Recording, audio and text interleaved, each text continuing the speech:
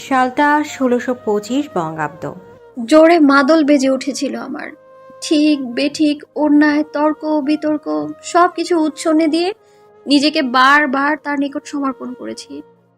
তার মাদকের ঢাকা চোখ, তীক্ষ্ণ ভ্রুযুগল, একজোড়া পাতলা ঠোঁট, অধর তলায় নির্লিপ্ত কালো তিল। সে কি সুদর্শন পুরুষ? আমার লেখায় তার সৌন্দর্য কিঞ্চিত প্রকাশ পেয়েছে বলে মনে হয় না, তবে সে মন মাতানো পুরুষ। আমার ধারণা কিংবা বর্ণনার চেয়েও বেশি সুন্দর তার নিষ্পাপ হাসি, গমগমে কণ্ঠস্বর, রাগী ভাব করা তীক্ষ্ণ চোয়াল, আর ওই সুন্দর টলটলে দিঘির জলে ন্যায় ভাসমান দুটি চোখ। তার পুরুষালী শরীরের সুঘ্রাণ আজও আমার মাতাল করে তোলে। আমি চোখ বন্ধ করে বিনা দ্বিধায় বলতে পারি তার মতো সুন্দর আর আকর্ষণীয় পুরুষ এই রাজ্যে দুটো নেই বা নেই। আর আমি এই অসম্ভব সুদর্শন পুরুষটির প্রেমে মাতোয়ারা। ও হ্যাঁ, এই অতিরিক্ত সুদর্শন পুরুষের রাগ কিন্তু আকাশচুম্বী।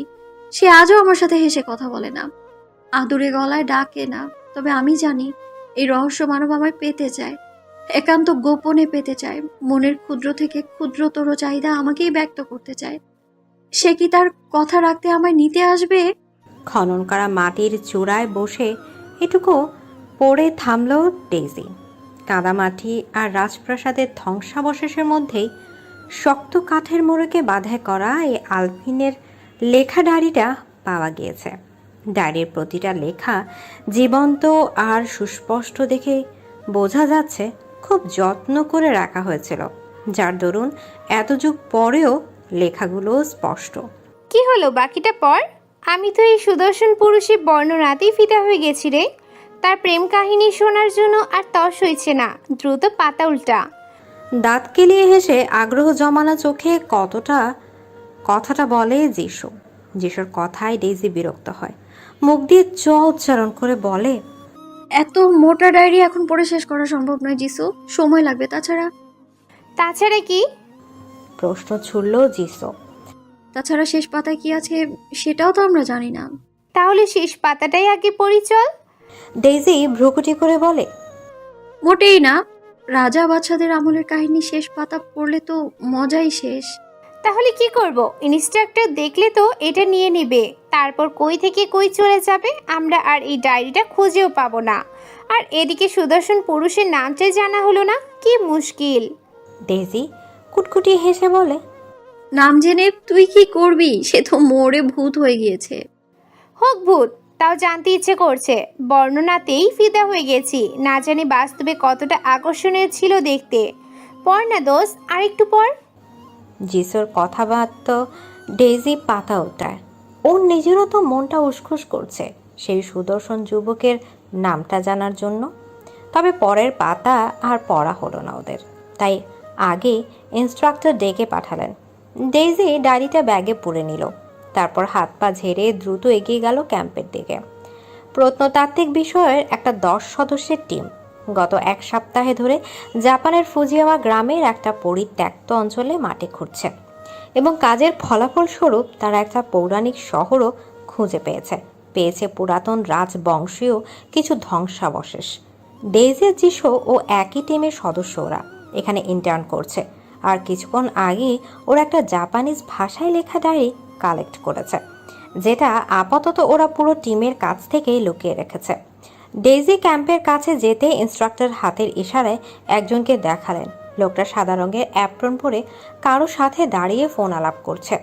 পেছন থেকে তুলনামূলক লম্বা চুল আর কৃত্রিমভাবে তৈরি করা সুগঠিত বলিষ্ঠ ভি শেপ পিঠ ছাড়া আর কিছুই দৃষ্টিগোচর হচ্ছে না। ইন্সট্রাক্টর বললেন, উনি ডক্টর দাইসুকি। আজ থেকে ওনার টিমও এখানে কাজ করবে। এখানকার সব কিছুর ল্যাব টেস্ট, ফরেন্সিক, এভরিথিং ওনারা কালেক্ট করবেন।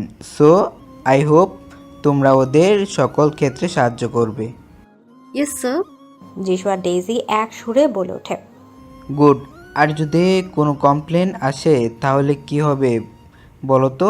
যিশু মিনমিনিয়ে বলল, এক্স্যাক্টলি, কারণ গত 3 মাসে ইন্টার্নে তোমরা দুজন আমার 3বার হার্ট অ্যাটাক করিয়েছ। ডাক্তার বলছে নেক্সট টাইম আর ফিরে আসার চান্স নেই। সোজা উপরে। তাই তোমাদের চাকরি এখন নীল দরিয়ায় ভাসছে। এদিক থেকে ওদিক হলেই ডুবে যাবে। Mind it. ওরা দুজনেই মুখ কাঁচুমুচো করে উপর নিচ মাথা দোলালো। নাও লিভ। ওদের চলে যেতে বলে তিনি অন্যদের কাজে তদারকি করতে গেলে চলে গেলেন। যিশুর আগে ফোঁসফাঁস করছে ডেইজি মৃদু আওয়াজে বলল, রাখছিস কেন? ঠিকই তো, গত 3 মাসে লোকটা 6 বার হসপিটালে ভর্তি হয়েছে। আমাদের জন্যই তো। যিশু তেতিয়ে উঠল। আমাদের জন্য মানে? আমরা কি জানতাম মাটি খুঁড়লে অত বড় অ্যানাকোন্ডা বেরিয়ে আসবে? হ্যাঁ, আর আসবে তো আসবেই, দৌড়ে গিয়ে স্যারের 50 দেখেই কামড় বসাবে। ডেইজি ভারী নিঃশ্বাস ছাড়ে। আপাতত ওর এসবে মন নেই। ওর মন পড়ে আছে বহু যুগ আগে ওই পুরাতন ডায়েরিতে। কি ছিল সেই যুবকের নাম? দুপুর গড়িয়ে বিকেল হয়েছে। ডেইজির শিফট শেষ হওয়াতে দ্রুত টেন্টে ঢুকে পড়ে। মেয়েদের তাঁবুগুলো একটু স্পেশাল, সকল সুবিধায় আছে, সাথে অ্যাটাচ বাথরুমও।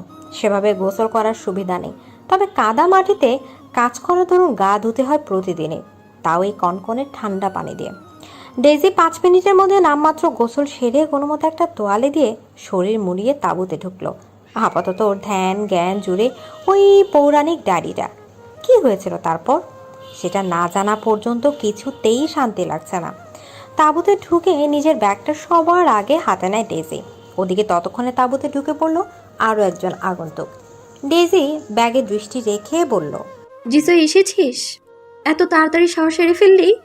তুই তো আমার থেকেও ফার্স্ট। চল এবার পড়া যাক, ঠাকুমার ঝুলি পড়া যাক। এটুকু বলে পেছনে ঘুরল ডেইজি। গোধূলির রং তখন আকাশের সর্বত্র ছড়িয়ে ছিটিয়ে গিয়েছে আবিরের ন্যায়। ছাউনি আবৃত মাঝারি সাইজের তাঁবুর মধ্যে তখন কেবলই দুজন মানবী। অচেনা চোখ জোড়ায় আছড়ে পড়েছে গোধূলির সেই ম্যাজিক্যাল আলো ছায়া, যে চোখ জোড়া বিনা দ্বিধায় তোয়ালে মোড়ানো ডেইজিকে উপর নিচ পরখ করছে। গলার মাঝে আটকে থাকা অ্যাডামস আপেল বারংবার ওঠানামা করছে তার। হাত দুটি হয়ে আছে মুষ্টিবদ্ধ। তার আচরণ দেখে মনে হচ্ছে এমন দৃশ্য সে আগে কখনোই দেখেনি। লোকটাকে একবার পরখ করে তার দৃষ্টি অনুসরণ করে নিজের দিকে চাইল ডেইজি, এবং তৎক্ষণাৎ সেখানে বড়সড় এক শব্দ দূষণ তৈরি, বাজখায় চিৎকারে ধ্বনিতে মুখরিত হলো চারিপাশ। লোকটা দৌড়ে এসে ডেইজির মুখ চেপে ধরল। লোকটার হাতের মধ্যে থেকেই কাইকুই আওয়াজ বের হচ্ছে ডেইজির মুখ থেকে। লোকটা হাতের বাঁধন শক্ত করে বলল, আশ্চর্য, চিৎকার করছো কেন? ইট ওয়াজ এ মিস্টেক। ডেইজি থামছে না, লোকটাকে হাত পা দ্বারা আক্রমণ করছে। তুমি কি পুরো টিমকে এই অবস্থায় ফেস করতে চাচ্ছ? ডেইজির দিকে চোখ ইশারা দিয়ে বলল লোকটা। ডেইজি শান্ত হলো। তৎক্ষণাৎ লোকটার হাতের বাঁধন ঢিলে হতেই তাকে এক ছটকায় সুর দূরে সরিয়ে ঝাঁঝালো কণ্ঠে বলল, আপনি মেয়েদের টেন্টে কি করছেন, অসভ্য বেহায়া লোক? লোকটা চোখ মুখের ভাব ভঙ্গিমাতে তাকে মোটেও সুপুরুষ লাগছে না ডেইজির কাছে। Excuse me madam, this is my tent. আর একটা বাজে কথা বললেও এই অবস্থাতেই ধাক্কা মেরে বাইরে পাঠিয়ে দেব। কি এত বড় অপমান! যা ভেবেছিলাম ঠিক তাই। লোকটা সুবিধার না। এদের মতো ফালতু লোকজন টিমে ঢোকায় কে? কে আবার ওই আতপাগল ইনস্ট্রাক্টর? আপন মনে বিড়বিড় করছে ডেইজি। লোকটা ভ্রু উঁচিয়ে বলল, 5 মিনিট সময় দিচ্ছি, এর মধ্যে টেন্ট খালি করবে। আশ্চর্য, এটা আমার তাঁবু। ও তাই? তাহলে এখানে সব জিনিসপত্র আমার কেন? ডেইজি চারিদিকে চোখ বোলালো। হ্যাঁ তাই তো, এখানে ওর কোনো কিছুই তো নেই। ডেইজি অস্ফুটে বলল, তাহলে আমার জিনিস কোথায়? হু নোস? ঠোঁট উল্টে বিরক্তির সুরে লোকটা বলল। ডেইজি তৎক্ষণাৎ ব্যাগ হাতড়ে মোবাইল বের করে যিশুকে কল করে। কল রিসিভ করতে ওপাশ থেকে যিশুর রাগ মিশ্রিত কণ্ঠ কানে এলো, কোন চুলে পড়ে আছিস তুই? বলেছি ডায়েরি পড়বো, সে কখন থেকে তোর টেন্টে বসে আছি। আমার টেন্টে? অবাক হয় ডেইজি। হ্যাঁ তো ওয়েট আ সেকেন্ড, তুই আগের টেন্টে যাসনি তো ডেইজি? মানে? আরে তোকে তো বলতে ভুলে গিয়েছি, এই বুড়া ইনস্ট্রাক্টরের চাপে মাথাটা আমার পোড়াই গেছে। ধুর, চুপ কর, কি ভুলে গেছিস সেটা তো বল। আমার টেন্টগুলো নতুন সায়েন্টিস্ট টিমের জন্য বরাদ্দ করা হয়েছে, আর আমাদের জিনিসপত্র নতুন টেন্টে শিফট করা হয়েছে। তুই ভুলভাল কিছু করে ফেলিসনি তো ডেইজি? না, কল রাখ। চিবিয়ে চিবিয়ে কথাটা বলে কল কেটে দিল ডেইজি। অতঃপর লোকটাকে উদ্দেশ্য করে বলল, আম সরি, আপনি বোধহয় সায়েন্টিস্ট টিমের লোক। ইয়েস, আমি টিম লিডার ডক্টর দাইসোকি। সঙ্গে সঙ্গে ডেইজি তাকে বো করে মাথা নিচু করে অনুতাপের সুরে বলে, আম সরি স্যার। ডাইসুকি এদিক সেদিক তাকিয়ে গলা খাকারি দিয়ে খানিকটার ঢোক গিলে বলে, মানে মিস ডেইজি এই অবস্থায় সরি চাইতে হবে না, এত আপনার আমার দুজনেরই লস। ডেজি মাথা তুলে ডাইসুকির কথাটা বোঝার চেষ্টা করে, তবে পারে না। তাই আগ্রহ স্বরে বলল, মানে? এভাবে থাকলে এই তাঁবু থেকে বের হতে পারবে বলে মনে হচ্ছে না। কি? কেন? ডাইসুকি এবার ধীর পায়ে এগিয়ে এসে ডেজির গা ঘেঁষে দাঁড়ায়। ডাইসুকির শরীরে কৃত্রিম সুগন্ধি আর ডার্ক চকলেট ফ্লেভারের ভেপ মিশ্রিত পুরুষালী গন্ধে নিঃশ্বাস ভারী হয়ে যাচ্ছে ডেজির। হুট করে লজ্জাবতী লতার মতো নেতিয়ে পড়েছে শরীরটা। হাত পা দুটো অসাড় লাগছে। ডাইসুকির লম্বা চওড়া শরীরটা এবার খানিকটা নিচু হয়ে ডেজির কানের কাছে চলে এলো। হিসফিসিয়ে বলল, because I wanna fuck you সেন্সলেসলি। ডেজির কানে যেন সীসা ঢালা হয়েছে ও অকস্মাৎ চমকে উঠেছে। এ কেমন বেহায়া পুরুষ! এই অসভ্য লোকটার সাথে আর এক মুহূর্ত নয়। দ্রুত পায়ে ওয়াশরুমে গিয়ে নিজের কর্দমাক্ত জামা কাপড় বদলে নিল ডেজি। অতঃপর দাড়িটা হাতে নিয়ে ধাপ ধাপ পায়ে বেরিয়ে গেল বেহায়া লোকটার তাঁবু থেকে। রাজপ্রাসাদের প্রতিটা কোনায় কোনায় আজ সাজ রব রব। রাজা, রানী, মন্ত্রী, সিপাহী, সভা সদস্য, এমনকি দাসদাসীরাও খুবই ব্যস্ত সময় পার করছে। প্রাসাদের বিশাল বড় হলরুমে আজ স্বয়ংভর সভার আয়োজন করা হয়েছে। আগন্তুক অতিথিরা সবাই মন মাতানো গানের সাথে সুস্বাদু পানীয় উপভোগ করছে। ফুজিয়ামা রাজ্যের কর্ণধার রাজা ডোরি সাকুরাদা একমাত্র কন্যা রাজকুমারী মিও আয়াকা এরই স্বয়ংসম্ভর সভার আয়োজন করা হয়েছে আজ। আমার প্রিয়তমা রাজকুমারী, তোমাকে আমি ভালোবেসে ফেলেছি। উন্মাদের ন্যায় ভালোবাসি তোমাকে আমি অপরিচিতা। সে ভালোবাসার গভীরতা এত বেশি যে তুমি ধারণাও করতে পারবে না। তোমার ভালোবাসা আমার স্বার্থপর বানিয়ে ছেড়েছে, যার ফলস্বরূপ তোমাকে এমন নরক যন্ত্রণা সহ্য করতে হলো। আমি তোমায় এতটাই ভালোবেসে ফেলেছিলাম যে আজ নিজ হাতে তোমাকে এই নরক যন্ত্রণা থেকে মুক্তি দিলাম রাজকুমারী। হ্যাঁ, আমি স্বার্থপর। আমি ছাড়া অন্য কোনো পুরুষ তোমাকে ছোঁয়ার অধিকার রাখে না, আর ছুঁতে পারেওনি। আমি তা হতে দিইনি। তুমি তো বেঁচে গেলে কুৎসিতে ঢাকা নরক যন্ত্রণা থেকে। আমি তোমায় বাঁচিয়ে দিলাম। এবার আমার কি হবে? আমাকে দেখো, তুমিহীন জ্বলন্ত অঙ্গার যে আমাকে জ্বালিয়ে পুড়িয়ে ছাড়খাড় করে দিচ্ছে। তুমিহীন ফাঁকা হৃদয়ের চেয়ে শারীরিক যন্ত্রণা অনেক বেশি স্বস্তিদায়ক প্রিয়তমা। আর আমি সেটাই করতে যাচ্ছি, যেটা করলে খুব শীঘ্রই আমাদের দেখা হবে। পরের জন্মে ফিরে এসো প্রিয়তমা। আমি তোমার হারুতো হয়ে আবারও দেখা দেব। আমরা আবারও অনাকাঙ্ক্ষিত প্রেমে পড়ব। নিজের ভালোবাসার সুদর্শন চেহারাটা ভুলে যেও না যেন। এটি তোমার গুপ্তঘাতক। নিজ হাতে রাজকুমারী আয়াকা এর উদরে ছুরিকাঘাত করতে করতে উদ্দামের ন্যায় কথাগুলো বলছিল জেনারেল হারুতো। কথাগুলো বলার সময় বারংবার তার গলার স্বর ক্ষীণ হয়ে আসছিল। অতঃপর রাজকুমারী যখন পুরোপুরি নিস্তেজ হয়ে মাটিতে লুটিয়ে পড়ল, তখন ওই একই ছুরি দিয়ে হারুতে নিজেও আত্মহুতি দিলেন। ক্ষণিকের মাঝে তার অসার দেহটা রাজকুমারীর বুকের উপর ঢলে পড়ল। দেখে মনে হলো হিমন্তের ঝিম ধরা বিকেলে এক প্রেমিক যুগল মিষ্টি হাওয়ায় গা ভাসিয়ে ঘুমোচ্ছে। ব্যাস, এটুকু পড়েই কাঁদতে কাঁদতে হেঁচকি তুলে ফেলেছে যিশু। কিন্তু ডেইজি কাঁদছে না, নড়ছেও না, চড়ছেও না, এমনকি চোখের পাতাও স্থির হয়ে আছে ওর, যেন কোনো জীবন্ত মূর্তি। যিশু হেঁচকি টেনে বলল, কে জানতো শেষ পাতায় এত ট্র্যাজেডি থাকবে? তাহলে আগে আগে শেষ পাতা জীবনেও পড়তাম না। দূর চাই, এই ছাতার গল্প আর পড়বই না। স্যাড এন্ডিং, দূর। কথা শেষ করে ডায়েরিটাকে ছুঁড়ে মারল স্টাডি টেবিলের উপর। তবে সেটা স্টাডি টেবিলের উপর না পড়ে মুখ থুবড়ে মাটিতে গিয়ে পড়ল। যিশু কাঁদতে কাঁদতে কম্বল মুড়ে দিয়েছে। রাত 1:10। কাল মর্নিং শিফট আছে, তাই ডেইজিও আর দেরি করলো না। টেবিল ল্যাম্পটা অফ করে ঘুমাতে গেল। তাছাড়া এই আদিকালের কাহিনী পড়ে মন খারাপ করার কোনো মানেই হয় না। কে জানে কোন আমলের কাহিনী, হতেও তো পারে কোনো রূপকথা। নিজের মনকে নিজে নানাভাবে সান্ত্বনা দিয়ে ঘুমের রাজ্যে পাড়ি জমালো ডেইজি। সবকিছু ঠিকঠাকই ছিল। সন্ধ্যা হতেই মরিচবাতি আর ফেরি লাইটের ঝিকিমিকি আলোয় জ্বলে উঠেছিল বিশাল রাজপ্রাসাদের চারিপাশ। কিন্তু সেই সাজসজ্জা আর আনন্দঘন মুহূর্ত খুব বেশিক্ষণ স্থায়ী হলো না। এক অনাকাঙ্ক্ষিত পরিস্থিতি তৈরি করে তার আগেই প্রাসাদের গুপ্ত দরজা দিয়ে পালিয়ে যায় রাজকুমারী আয়াকা। স্বয়ম্বর সভায় উপস্থিত সবাই এখনো সে ঘটনা আজ করতেই পারেনি। তবে রাজকুমারী পালিয়ে যাওয়ার ঘটনা অন্দরমহলে ছড়িয়ে পড়ল বাতাসের বেগে। ওদিকে রাজকুমারী নিজের পরিহিত ভারী গাউনটা দুহাতে উঁচিয়ে দিক বিদিক ছুটছে। ঠিক যতটা দৌড়ালে রাজপ্রাসাদের ক্ষীণ আলোটুকু স্বাভাবিক চোখে দেখা যায় না, ঠিক ততটা দৌড়িয়ে থামল ও। দুহাত হাঁটুতে ভর করে কয়েক দফা নিঃশ্বাস ছেড়ে আবারও ছুটতে শুরু করলো গহীন জঙ্গলের অজানা রাস্তা ধরে। দৌড়াতে দৌড়াতে এক পর্যায়ে জঙ্গলের সরু রাস্তা ফুরিয়ে এলো। ডানে বামে সামনে পেছনে যতদূর চোখ যায় নিকোষ কালো আধার, আমাবস্যা চলছে। সন্ধ্যা রাত গড়িয়ে গম্ভীর রাত হতেই চারিদিক ঘুটঘুটে অন্ধকারে তলিয়ে গিয়েছে। এতক্ষণে নিজের মধ্যে ছিল না আয়াকা। রাজপ্রাসাদ থেকে পালানোর জন্য অস্থির হয়ে উঠেছিল হৃদয়টা। তাই চারিদিকের কোনো কিছুই ওকে বিন্দুমাত্র সংশয় দিতে পারেনি। কিন্তু এই মুহূর্তে একটা পা বাড়ানোও দায়। তার উপর রাজপ্রহরীদের ভয় তো আছেই। কিন্তু এহেন অবস্থাতেও থামল না আয়াকা। সরু আর লম্বা গাছের ফাঁক ফোকর দিয়ে ছুটতে লাগলো গহীন জঙ্গলের আরও গহীনে, যেখানে থাকবে না কোনো নিয়মের বেড়াজাল, থাকবে না কোনো ক্ষমতার আদান প্রদান, আর থাকবে না রাজকুমারীর রূপে তোতা পাখি জীবন। তবে এই অন্তহীন ভাবনাটা খুব বেশি এগোতে পারল না। তার আগেই শক্ত গাছের শিকড়ে পা আছড়ে শুকনো খড় করে মাটিতে মুখ থুবড়ে পড়ল একা। শিকড়ের সরু আর লম্বা ডালে ছিঁড়ে গেল উরু থেকে হাঁটু অব্দি। এক অসহ্য যন্ত্রণা ছেয়ে গেল শরীরের রন্ধ্রে রন্ধ্রে।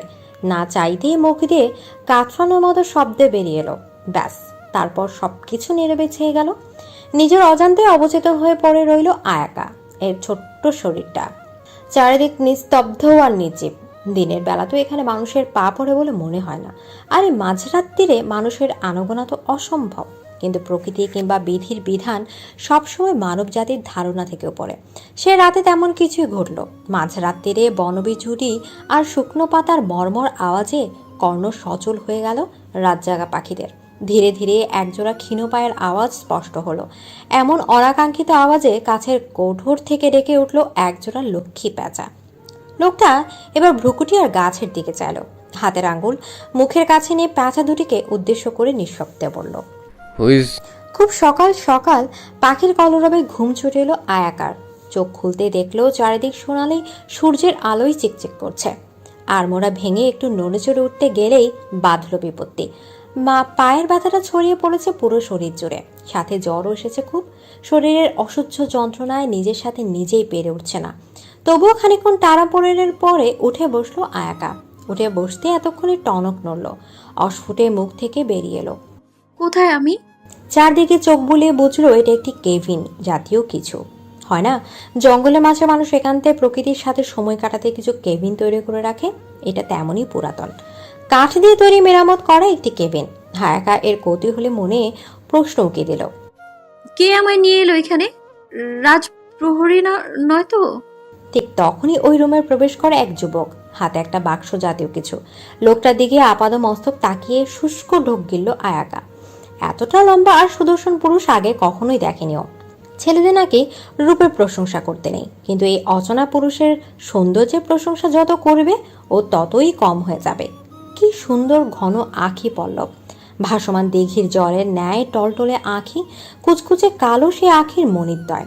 ঘন চুলগুলো ব্যাক ব্রাশ করা, পাতলা ঠোঁট জোড়ায় ঝুলে আছে একটা বাঁকা হাসি, যা তার সৌন্দর্যকে কয়েক গুণ বাড়িয়ে দিয়েছে। ঠোঁটের নিজের কালো তিলতে কি সুন্দরভাবে তার অবস্থান ধরে রেখে আছে। যারা লোকটার সৌন্দর্য বাড়ানোর জন্য ঠিক যা যা করতে হয় তাই করবে সে। এতটা নিখুঁত মানুষ হয়? এই নিশ্চয়ই কোনো রাজকুমার। না না, রাজকুমার নয়, এ নিশ্চয়ই পরীর মেল ভার্সন। মাত্র কয়েক মুহূর্তে এই অচেনা লোকটাকে নিয়ে অনেক কিছু ভেবে ফেলেছে আয়াকা। তবে সে ভাবনা দীর্ঘস্থায়ী হলো না। তার আগে ওর সামনে লোকটা তুড়ি বাজালো।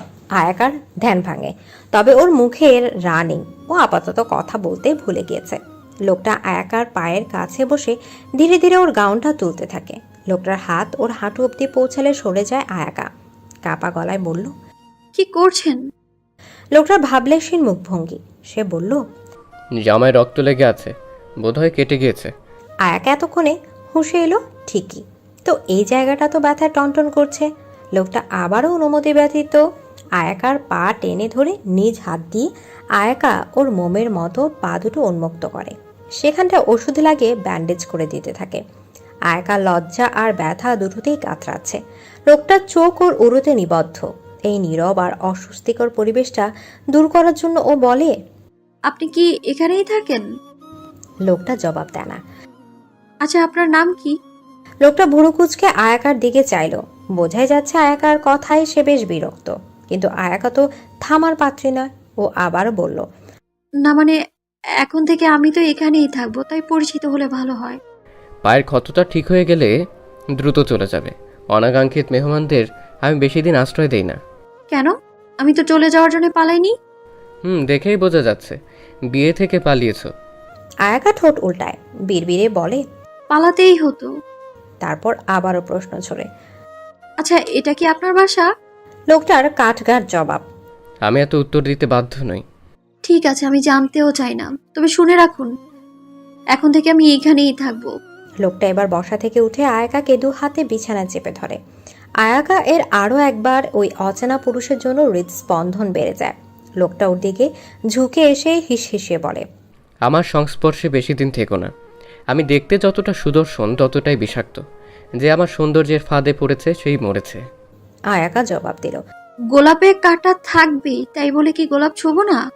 আই রিপিট, যা সহ্য করতে পারবে না তার জন্য উইশ করো না। আয়াকার অস্বস্তি হচ্ছে। এই মারাত্মক সুদর্শন লোকটা আরও খানিকক্ষণ এভাবে সিটিয়ে থাকলে নিশ্চিত ও লজ্জা পাওয়ার ব্যাপারটা ধরে ফেলবে। তাই ও লোকটাকে সরিয়ে দিয়ে নিজের কাপড় ঠিক করে বলে, আমি গোসল করতে চাই, একটু দয়া করে ব্যবস্থা করুন। আমি তোমার দাস নই। আচ্ছা বাবা, অনুরোধ করছি প্লিজ। আর হ্যাঁ, আপনার কিছু একটা পোশাক যদি দিতেন। জ্বালাতন করার আর লোক পেলে না। ভ্রুকুটি করে কথাটা বলে পানির ব্যবস্থা করতে চলে যায় লোকটা। বাঁচানোর জন্য আর মেয়ে পেলেন না? মেয়ে না, বাঁচাল মেয়ে। আয়াকা নাক শিখই তুলে বলে, জানি আমি সেটা। গোসল সেরে একটা সাদা রঙের শার্টে নিজের শরীর আবৃত করে বেরিয়েছে আয়াকা। ব্যান্ডেজ করা পাটা এখন স্পষ্ট দৃশ্যমান। অবশ্য আয়াকা এতে অস্বস্তি হলো না, কারণ খানিকক্ষণ আগেই ওই অচেনা লোকটা ওখানটায় ছুঁয়েছে।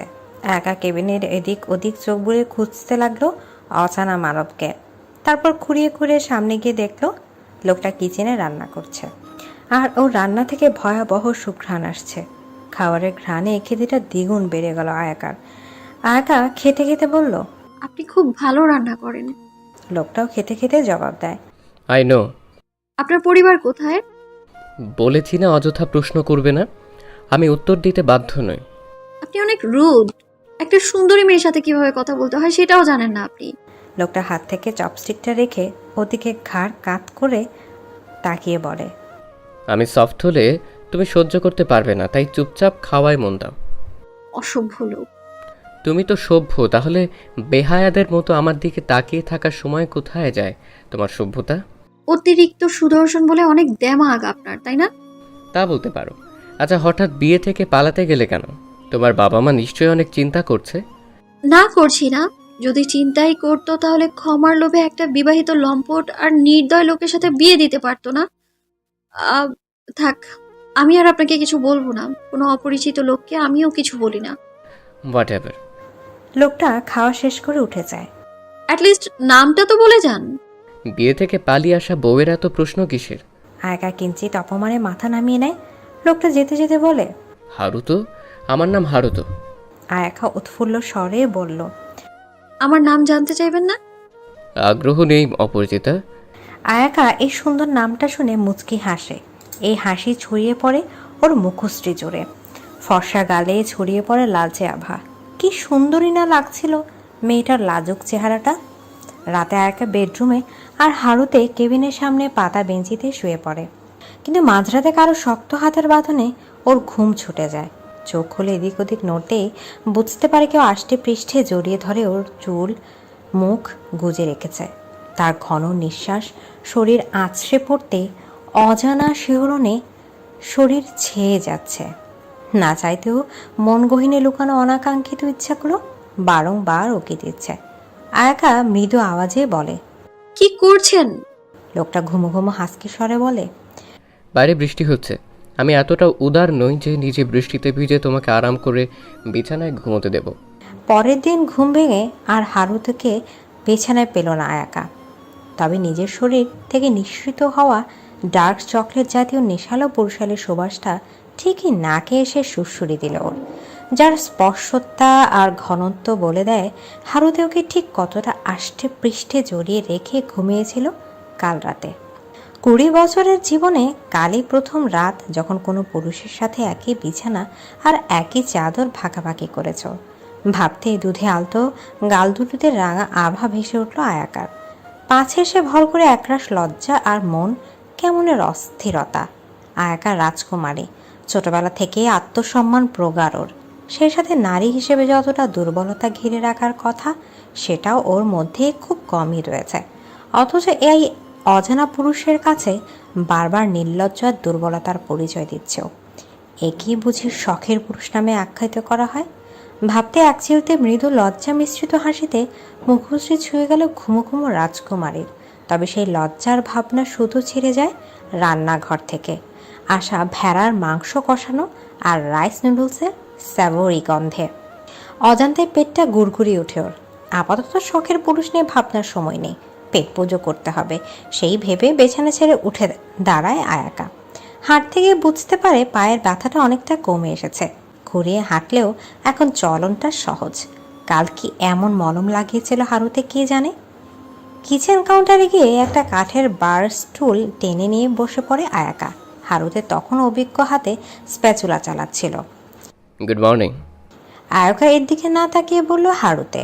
আয়কা গালে হাত দিয়ে ওর দিকে তাকিয়ে আছে, পেছনে না ঘুরে আবারও কথা পারে হারুতে। চোখ নামাও বেহায়া মেয়ে, ডোন্ট সিডিউস মি। আয়াকা হারুতের কথায় পাত্তা দিল না। ওর সামনে খাবার সার্ভ করতেই গপা গপ খেতে শুরু করে। হারুতে ঠিক ওর মুখ বরাবর চেয়ারে বসেছে। আয়াকা খাওয়ার এক পর্যায়ে বলে, আপনি সিরিয়াসও হন? বাই এনি চান্স তোমার কি আমার পুরুষত্ব নিয়ে সন্দেহ আছে? তুমি চাইলে কিন্তু তোমার সারা রাত ঘুম হারাম করার দায়িত্বটা আমি নিতে পারি, আর এটাও দেখাতে পারি আমি ঠিক কতটা ম্যানলি। আয়াকার খাওয়ারের মাঝেই কাশি উঠে গেল। ও বুঝে উঠতে পারছে না কেউ এতটাও ঠোঁটকাটা হতে পারে, এতটা গুছিয়ে ওর ভার্জিনিটির হরণ করার কথা ওকে বলতে পারে। এ কেমন পুরুষ? হ্যাঁ, আয়াকা শুনেছে আলফা ম্যানের কথা, যারা সব কিছুতেই অকুতভ হয়। হারুতে নিশ্চয়ই আলফা ম্যান। হ্যাঁ, এটাই হবে। He is a leader. হারুতে পানি এগিয়ে দিল। আয়াকা এক ঢোক পানি খেয়ে হারুতের সুন্দর গোলাকার কালো মণিযুক্ত ভাসমান চোখের দিকে চাইল এবং কোনো রকম কপটতা না করে বলল, আপনি দেখালে আমার কোনো অসুবিধা নেই। হারুতে খাওয়া থামিয়ে কৌতূহলী হয়ে তাকালো। আয়াকা আবারও বলল, আপনার পুরুষত্ব? হারুতে কোনো প্রতিক্রিয়া না করে চোখ নামিয়ে নেয়। আয়াকা মুচকি হেসে খাওয়ায় মন দেয়, কারণ ও দেখেছে ওর বলা কথাটা হারুতেকে বেশ ভালোভাবেই ঘায়াল করেছে। হারুতে কতটা শক্ত করে হাতের চামচটা চেপে ধরেছিল, আর ওর গলায় আটকে থাকা অ্যাডামস অ্যাপেলটা কত দ্রুত ওঠানামা করেছিল। আপনি কি ঠিক করে নিয়েছেন? আপনার পরিচয় আমায় বলবেন না? হারুতে সিগারেটের ধোঁয়া ছাড়তে ছাড়তেই বলল। ধরে নাও সেটাই। সেই বিকেল থেকে বারান্দায় বেঞ্চিতে বসে এক নাগারে এটোটা প্রশ্ন করেই যাচ্ছে আয়াকা, যার একটা যথাযথ উত্তর ও এখন পর্যন্ত হারুতে এর থেকে পায়নি। তবুও বসে বসে খুঁটিয়ে যাচ্ছে হারুতে নামক বিষধর সুদর্শন পুরুষটিকে। তাহলে আমিও বলবো না? বলো না। আয়াকা মুখ দিয়ে উচ্চারণ করে বলে, তাহলে একসাথে থাকবোটা কি করে? হারুতে ভ্রুকুটি করে ওর দিকে তাকিয়ে বলে, কে বলেছে তুমি এখানে থাকছো? হ্যাঁ, থাকবোই তো। আমি আর ফিরে যেতে চাই না। আমি আপনার সাথে থাকতে চাই, এখানে এই জঙ্গলে। হারুতে সিগারেটের শেষাংশ ছুঁড়ে ফেলে দিয়ে ওর দিকে এগিয়ে এসে বলল, না, তুমি আমার সাথে থাকছো না। দেখে তো মনে হয় ভালো পরিবারের মেয়ে। তাহলে আমার জামা কাপড় পরে কিভাবে থাকছো? অস্বস্তি হচ্ছে না? মোটেও না। আই লাভ টু ওয়্যার ইট। হারুতে ধীরে ধীরে এগিয়ে এসে ওর দুপাশে দেয়ালে হাত রেখে ঠোঁট কামড়ে বলল, আমি কিংবা আমার জামা কাপড় কোনোটাই তোমার জন্য সেফ নই। হারুতে ওর বাহুর মধ্যে থেকে লতানো লজ্জাবতীর ন্যায় মাথা নুয়ে আছে আয়াকা। কেন যেন এই কণ্ঠস্বর, এই চাহনি, এই পুরুষালী সুঘ্রাণ ওকে অবাধ্য কিছু চাহিদার পূর্বাভাস দিচ্ছে। অবাধ্য মনটা হুট করে বেসামাল হতে চাইছে। ওদিকে মস্তিষ্ক হুঙ্কার দিয়ে বলছে, এটা ঠিক নয়। সে যতটাই সুদর্শন হোক ততটাই রহস্যে ঘেরা, নিজেকে হারিয়ে যেতে দিস না। মন মস্তিষ্কের চরম বিরোধী বিরক্ত আয়াকা। ও মুখ ফুসকে কিছু বলতে যাবে তার আগেই নীলচে বিদ্যুৎ প্রগারিত হলো অন্ধকার আকাশে। সঙ্গে সঙ্গে বাজ পড়ার দানবিক গর্জন।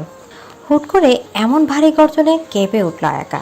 অজান্তে দুহাত দিয়ে মুঠটি বদ্ধ করল গুটি গুটি কারুকাজ রথ হারুতে এর সিল্কি আর পাতলা শার্টটা। চোখ দুটো অজানা আশঙ্কায় বদ্ধ হয়ে আছে, কিন্তু না, দ্বিতীয়বারের মতো আর বাজ টাজ পড়ল না, বরং পূব আকাশে মেঘমল্লার গুরু গুরু আওয়াজে জঙ্গলের মাঝে টিমটিমে আলোয় ঘেরা স্পষ্ট কেবিনের মধ্যকার পরিবেশ স্বর্গীয় রূপ ধারণ করলো। সেই সাথে ঝরঝরিয়ে পড়ল অজস্র বাড়িধারা। টিনের চালায় বৃষ্টির ঝমঝম আওয়াজ যেন আয়াকার কানের ফাঁকে এক অজানা মিষ্টি আর আরামদায়ক ছন্দ বেলাচ্ছে। হুট করে সকল ভাবনা চিন্তা ভয় আর ক্লান্তি সরে গিয়ে এক অজানা ভালো লাগা ছড়িয়ে পড়ে ওর শরীরের রন্ধ্রে রন্ধ্রে। চোখ দুটো বুজে রেখেই মাথাটা এড়িয়ে দেয় হারুতো এর শক্ত বুকের বাপাশে। নিজের পকেটে দুহাত গুজে রেখে আয়াকার কোমল ক্লান্তি মাখা মুখখানা নিষ্পলক চেয়ে দেখছে হারুতো, যা নীলচে বিদ্যুৎ চমকানো তালে তালে একটু পরপর স্পষ্ট হয়ে উঠছে। ও কেন যেন আয়াকাকে সরিয়েও দিচ্ছে না, আবার খুব শক্ত করে জড়িয়েও ধরছে না। অথচ মেয়েটা কত নিশ্চিন্ত ওর বুকে মাথা রেখে বৃষ্টির শব্দ শুনছে। শুনতে পারছো? হারুতোর নিবৃত্ত কণ্ঠস্বর কানে আসতে মাথা তুলে চাইলো আয়াকা। শুধালো, কি? আমার হৃদস্পন্দন, এটা মিথ্যে নয়। কর্ণগহ্বরে ওই গমগমে স্বীকারোক্তিটা পৌঁছাতে দ্বিতীয়বারের মতো ওর শক্ত বুকে মাথা রাখলো আয়াকা। বাড়িধারা তখনও ধরণীতে নিজের অস্তিত্ব বুঝিয়ে যাচ্ছে একাধারে, সাথে ক্ষণে ক্ষণে উপহার দিচ্ছে মেঘ ভেজা দমকা হাওয়া। হারুতো আয়াকার চুলে হাত ডুবিয়ে ওর মাথা তুলে ধরে। হারুতোর নেশালো আর কামুক চোখের নির্লিপ্ত চাহনি আয়াকাকে ঘায়েল করার জন্যই যথেষ্ট। আর হুট করে সেটাই হলো। পরাজিত সৈনিকের মতো হারুতো এর ওষ্ঠোধ্বয় অধর ছোঁয়ালো। ও হারুতো থেমে থাকলো না। নিজ ঠোঁটের কামনা মেটাতে মুখ পুড়ে নিল এই ফিনফিনে রক্তিম নারী সৌন্দর্যে আবর্তিত কম্পিত ঠোঁট জোড়া। তারপর ঘন্টার পর ঘন্টা ধরে চলল দুই জোড়া ঠোঁটের চমৎকার কারুকাজ আর জৈবিক চাহিদা আদান প্রদানের প্রতিযোগিতা। হারুতো এই দুই হাত সেই প্রতিযোগিতার অংশ নিতে আয়াকার সর্বাঙ্গ বিচরণ করছে এই অবাধ্য বেহায়ার ন্যায়। একটা সময় এসে হারুতো নিজেই সেটা থামায়, নিজের অন্যায় অপ্রতিরোধ্য তপ্ত বাসনাগুলোকে সামলে নেয়। নিজ হাতে আয়াকার চুল ঠিক করে দেয়, রক্তিম মুখে পানির ছাড় দিয়ে নীরব কণ্ঠে বলে, আই এম সরি। আয়াকা শুনল কিন্তু বিপরীতে কিছুই বলল না। অতপর খুঁড়িয়ে খুঁড়িয়ে রুমে চলে গেল। এর মধ্যে হারুতো ওর সামনে থাকলে হয়তো আবারও অবাধ্য বাসনাগুলো মাথা চারা দিয়ে উঠবে।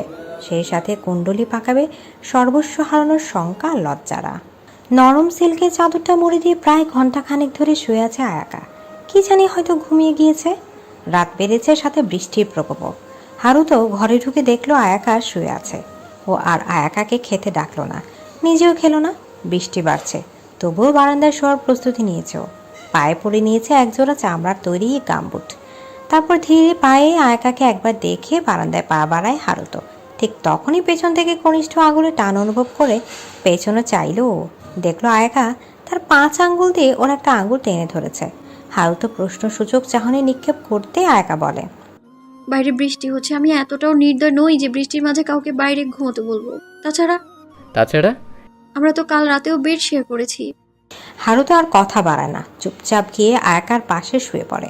হারুতো শুতেই সেই একটা ডার্ক চকলেট মিশ্রিত পুরুষালী শরীরের গন্ধটা নাকে এসে বারবার বাড়ি খাচ্ছে আয়াকার।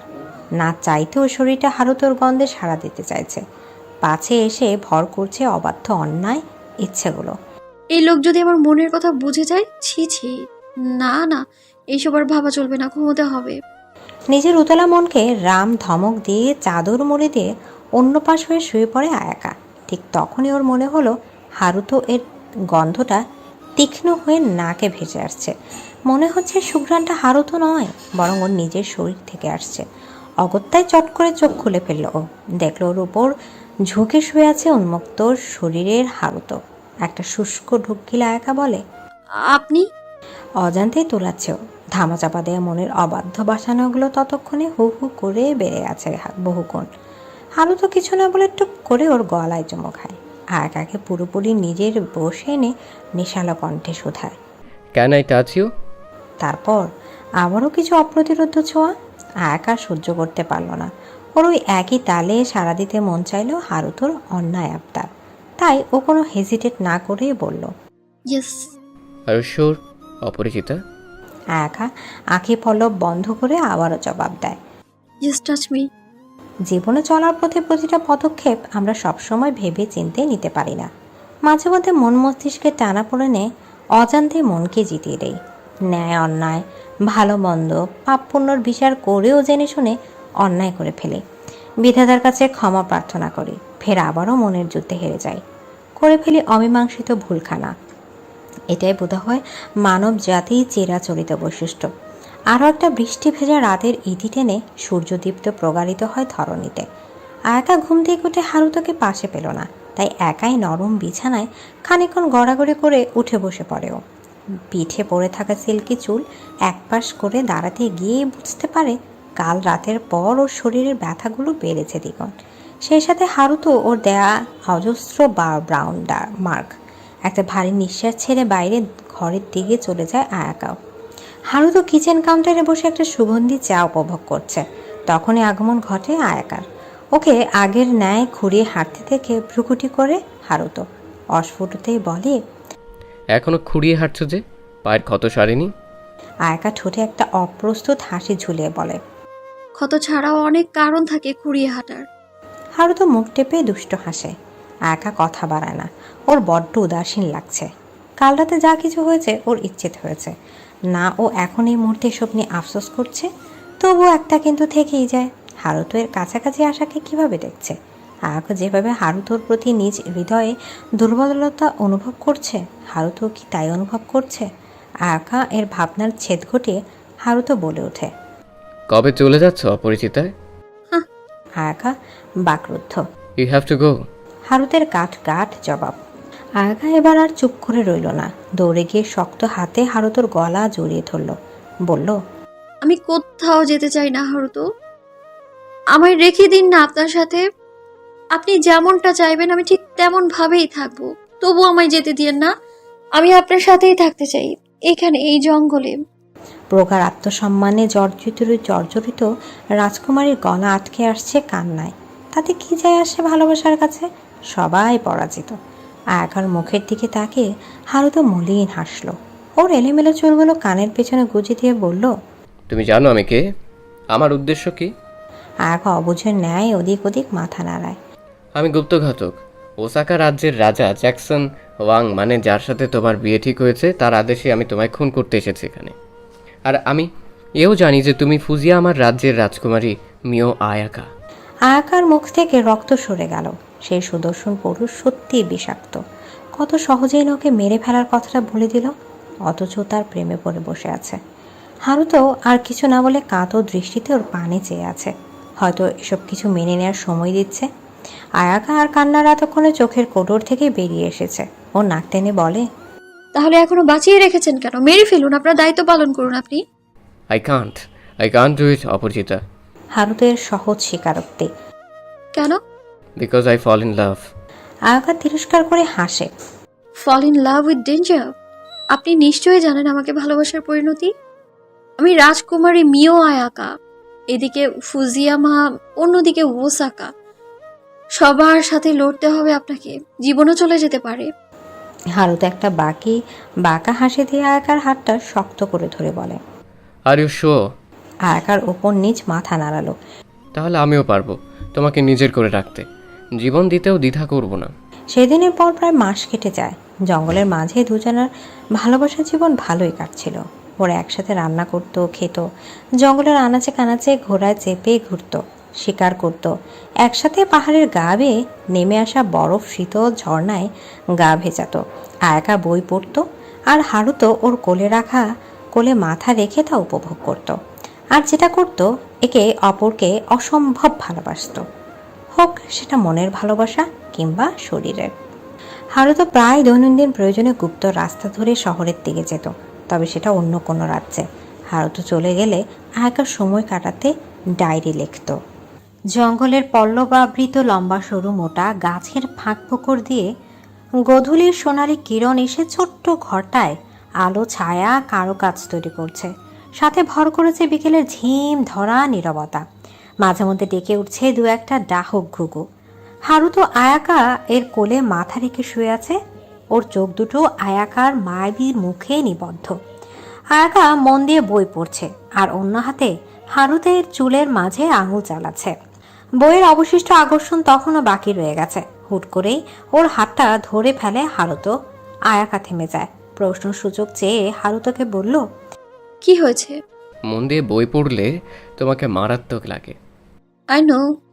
বলে আবার পড়ায় মন দিল ও। ওভার কনফিডেন্স, হ্যাঁ? তোমার কাছ থেকেই শেখা। হারুতো আর তর্ক এগোয় না, বরং পরাজিত হয়ে ওর ঘাড় টেনে নিজেদের অধর যুগল মিলিত করে। একরাশ কামকথা নিয়ে প্রাণ ভরে চুমু খায় ওর প্রেয়সীকে। তারপর আরও গভীর ভালোবাসায় লিপ্ত হতে অগ্রসর হতেই কেউ ওদের দরজায় কড়া নাড়ে। হারুতো একটু বিস্মিত হয়ে বাইরে গিয়ে দরজা খোলে, আর খানিকক্ষণ পর ভেতরে এসে বলে, আমাকে যেতে হবে অপরিচিতা, রাজার আদেশ, খুব শীঘ্রই চলে আসবো, তুমি সাবধানে থেকো। আয়াকা শুকনো ঢোক গিলে বলে, উনি কে? রাজপ্রহরী। আতকে উঠে আয়াকা। তার মানে সবাই আমাদের খোঁজ পেয়ে গিয়েছে? হারুতো আয়াকাকে বুকে টেনে নেয়, আশ্বস্ত করে বলে, শান্ত হও প্রিয়তমা, ও আমার বিশ্বস্ত। তাছাড়া আমি রাত বাড়ার আগে ফিরবো, আই প্রমিস। আয়াকা আশ্বস্ত হয়, তবে দুশ্চিন্তা মুক্ত নয়। হারুতো রেডি হয়ে তলোয়ার কোমরে গুজে ঘোড়ার দিকে এগিয়ে যায়। যাওয়ার আগে আয়াকা দৌড়ে এসে ওর কাছে হারুতোকে এক প্রকার জাপটে ধরে বলে, আমার ভয় করছে হারুতো, খুব ভয় করছে আমার। হারুতো ওর কপাল ঠোঁট ছোঁয়ালো, বলল, কোনো ভয় নেই, আমি আছি তো। তারপর ওকে ছাড়িয়ে সামনে পা বাড়ায়। ততক্ষণে আয়াকার চোখ দিয়ে গঙ্গা যমুনা বয়ে যাচ্ছে। হারুতো আবারও পেছনে ঘুরে শব্দ করে থমথমে মুখে বলে, আমি ছাড়া অন্য কোনো পুরুষ তোমাকে স্পর্শ করার আগে আমার মরণ হোক অপরিচিতা। আয়াকা আরো একবার ছুটে এসে ওকে জাপটে ধরে, কাঁদতে কাঁদতে হিসিয়ে বলে, তুমি ছাড়া অন্য কোনো পুরুষ আমায় স্পর্শ করার আগেই আমারও মরণ হোক হারুতো। তারপর আর কথা হয় না। দুজন দুপথে বাঁক নেয়। রাত বেড়েছে। আয়াকা প্রদীপ জ্বালিয়ে ডায়েরি লিখছিল। ওর মন ভালো হওয়ার একমাত্র মাধ্যমই ডায়েরি। ঠিক তখনই কেউ সজোরে কড়া নাড়ে ওদের কাঠের দরজায়। হয়তো হারুতে এসেছে এই ভেবে আয়াকা খুশি হয়ে যায়। কোনোরূপ সন্দেহ না করে দৌড়ে গিয়ে দরজা খুলেও, আর যা দেখতে পায় তাতে ওর দুনিয়া দুলো উঠে, ভয়ে আঁতকে ওঠে। দুপা ক্রমশ পিছিয়ে যায় ওর। প্রায় 100 খানেক রাজ সৈনিক ওদের আঙিনায় দাঁড়িয়ে আছে।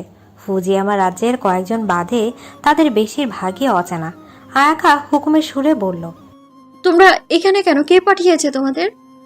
আমি। সবার পেছন থেকে বেরিয়ে আসে ওসাকার লম্পট রাজা স্বয়ং জ্যাকসন ওয়াং। আতঙ্কে আয়াকা এর মুখের রং বদলায়। শুকনো ঢুক গেলে চট করে দরজাটা লাগিয়ে দেয়। সঙ্গে সঙ্গে বাইরে থেকে ভেসে আসে কপটতা মিশ্রিত ভয়ঙ্কর হাসি।